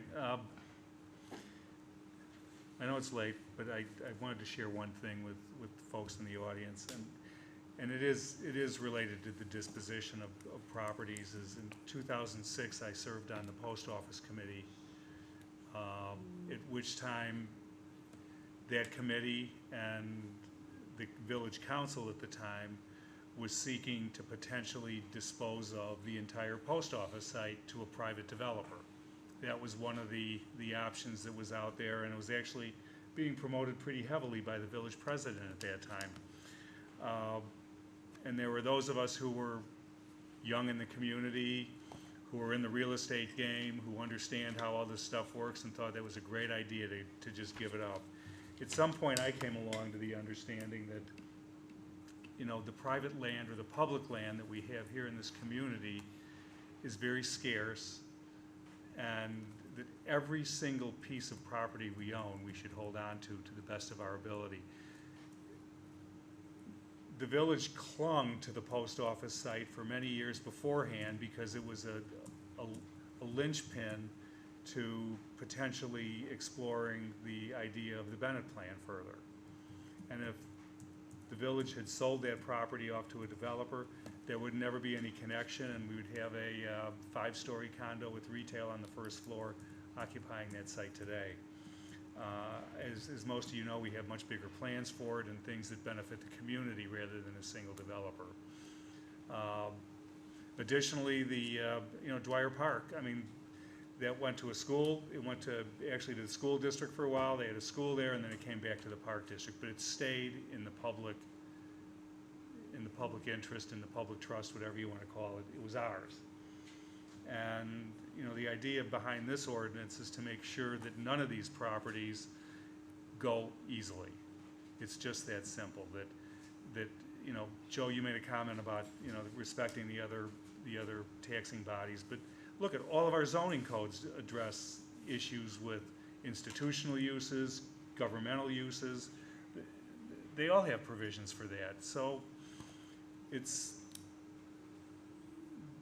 the loss of public property just does not seem to be consistent with what the Park District would want or what any of the residents in the village seem to want, because I've heard much, much more on this issue than anything else we've talked about tonight.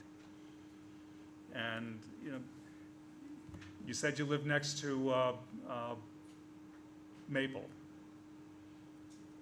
Let's just put on our pretend hats for a minute and suppose that somebody was interested in acquiring 70 feet of property next to you for their own personal use. No, I'm not looking for a conversation. I'm saying just think about it. I have a lot fewer people walking on my beach. Well,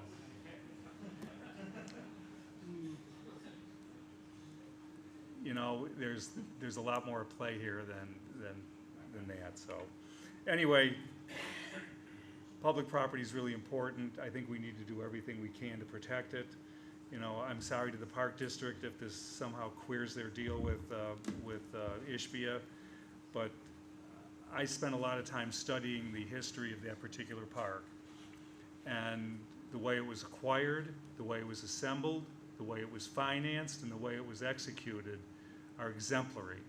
And it was all on the backs of hardworking volunteers like you see up here and like you see at the Park District. People that busted their hump and went way out on a limb to go ahead and do an eminent domain to acquire this property for the public good. And it's hard for me to accept the fact that we're just gonna trade away a part of it because somehow or another, the attorneys have opined that acquire not only means purchase, but they also mean trade. And I'm sorry, I'm just not an attorney, and I don't enjoy that sort of mental gymnastics. I believe that the clear direction of this village to both public bodies was, if you have the opportunity to acquire, that you're going to do it. And to me, acquire means own it, purchase it. It doesn't mean flip-flopping property that previous volunteers bled over 50 years ago to get, and then had the guts to go down to the state of Illinois and borrow a fairly substantial amount of money at the time to complete the project. So this one I'm actually behind. I try not to have opinions on many things, but this one I feel pretty passionate about. So, okay. Well, now let's see what my colleagues think here. So we're on ordinance M. Which one are we on here, Rob? Yours looks worse than mine. MC 07-2023, amending the text of the Winnetka zoning ordinance to establish a lakefront preservation overlay district. May I have a motion? I have to close the public hearing.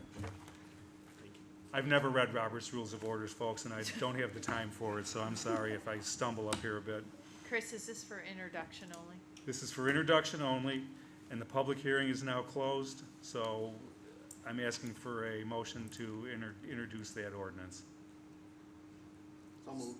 Second. Okay, that'll be a roll call vote, please. Trustee Dearborn. Yes. Trustee Apatow. Yes. Trustee Orsick. Yes. Trustee Handler. Enthusiastic, yes. Trustee Dahlman. Yes. That motion carries, thank you. Okay, question for council. 10:15, you know I turn into a pumpkin at 9:30. Do we want to plow ahead and deal with this? Bob says yes. I see a lot of nodding heads there. Tina, can you hang in there? Yeah. Yeah. Okay. We forge ahead. Onward.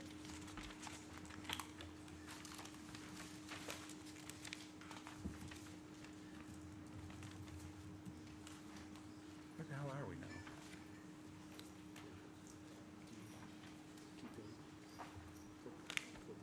What's this? That one, we're on, we're doing that one. So, yeah, now we put the property. Okay. Ordinance number M09-2023, amending the official zoning map of the Village of Winnetka to place certain property along Lake Michigan in the Lakefront Preservation Overlay District. Public hearing and adoption. The public hearing is now open. David, go ahead and tell us what this is about. This is the map amendment? Yes. Yes, I'm sorry, I was ready for the next item. Yes. This is just then taking the text amendment that you just introduced, and this would then apply the overlay district to those properties that I had mentioned earlier in the presentation. Gotcha. Does anybody want, go ahead, questions for David? Oh, just to clarify, publicly owned properties, right? Yes. I want to emphasize that. Questions for David? No. Would anybody like to speak on this matter? It's the same matter we just went over. Not that I don't want you to talk, but I think we beat that one up pretty good. All right. There is no public comment. I'll bring it back here. Any discussion? Nope. No discussion. May I have a motion to introduce ordinance number M09-2023? Close the public hearing. I know, confusing. Okay, back it up. The public hearing is now closed. May I have a motion to introduce ordinance number M09-2023? So moved. Second. Okay, roll call vote, please. Trustee Dearborn. Yes. Trustee Orsick. Yes. Trustee Handler. Yes. Trustee Apatow. Yes. Trustee Dahlman. Yes. That motion carries, thank you. If you folks could see what a mess I'm dealing with up here, you would have a little bit more sympathy for me. Where are we at now, Rob? Right there. Okay. Next item, ordinance number MC09-2023, amending the text of the Winnetka zoning ordinance regarding amendments to special uses. This is a public hearing. It's up for introduction. Council will consider amendments to the zoning ordinance regarding adjustments and modifications to special use permits and related procedures. The public hearing regarding special use amendments is now open. Some quick opening comments. This is not directed at the Park District. Okay? I have heard from the school district, from the library, from the Park District, and anybody else who cares to talk to me about when does the special use kick in. I met with Warren when he was president, along with Christina, and they expressed some confusion over what constitutes a special use versus what didn't. Christina and I had a subsequent conversation on that, and it was clear to me that the Park District didn't understand it. I went back and looked at the ordinance, and I have a tough time understanding when it applies and when it doesn't. And the school district has been having the same issues where they're not sure if they should come in, so they basically defaulted to coming in for everything anyway. Whether it's a playground set or a massive addition to a school, they made it part of their process. And so what I went, and the library, now that they own another piece of property that they acquired from the Park District, you know, in the event that they might have some future plans for that, probably best to bring that in here too, and so we can have a wholesome community conversation on it. So, because everybody was kind of confused about it, I figured as long as we were at it, we would just clean this up and make it work so that everybody understands what the ground rules are. Now we can have David explain to us what we're trying to accomplish. I think you did a very good job, President Rintz. It basically, the ordinance more clearly defines what the village will now consider a minor change to a special use and what would be considered a major change. A minor change can be handled administratively by staff with the village manager's approval. Something that would then be considered major would have to go through the village's full special use permit process. So with that, if you want more details, I can answer questions now or after you hear from the public. Okay, would anybody like to ask David any questions? No, seems very straightforward. All right, we'll open this up for public comment. Would anybody like to speak on the special use ordinance amendments? Seeing none, I'll close public comment. Discussion up here, any thoughts? I think it's great. It will help the Plan Commission in particular a lot. It will help make government more efficient to have a clear designation of what is a minor change to the special use versus, and then everything that's not defined as minor is considered major or material. So I think it's fantastic. I wholeheartedly support this. Anybody else? I agree. I agree. Got that? Gee, too bad Hal isn't here to give us his perspective on it. Oh, there he is. Come on, Hal, tell us what we should do with this one. You got any ideas? That's great. Well, good, you and Tina agree then, so. We always agree. Okay. So I guess we'll move this forward, and I will ask for a motion. Oh.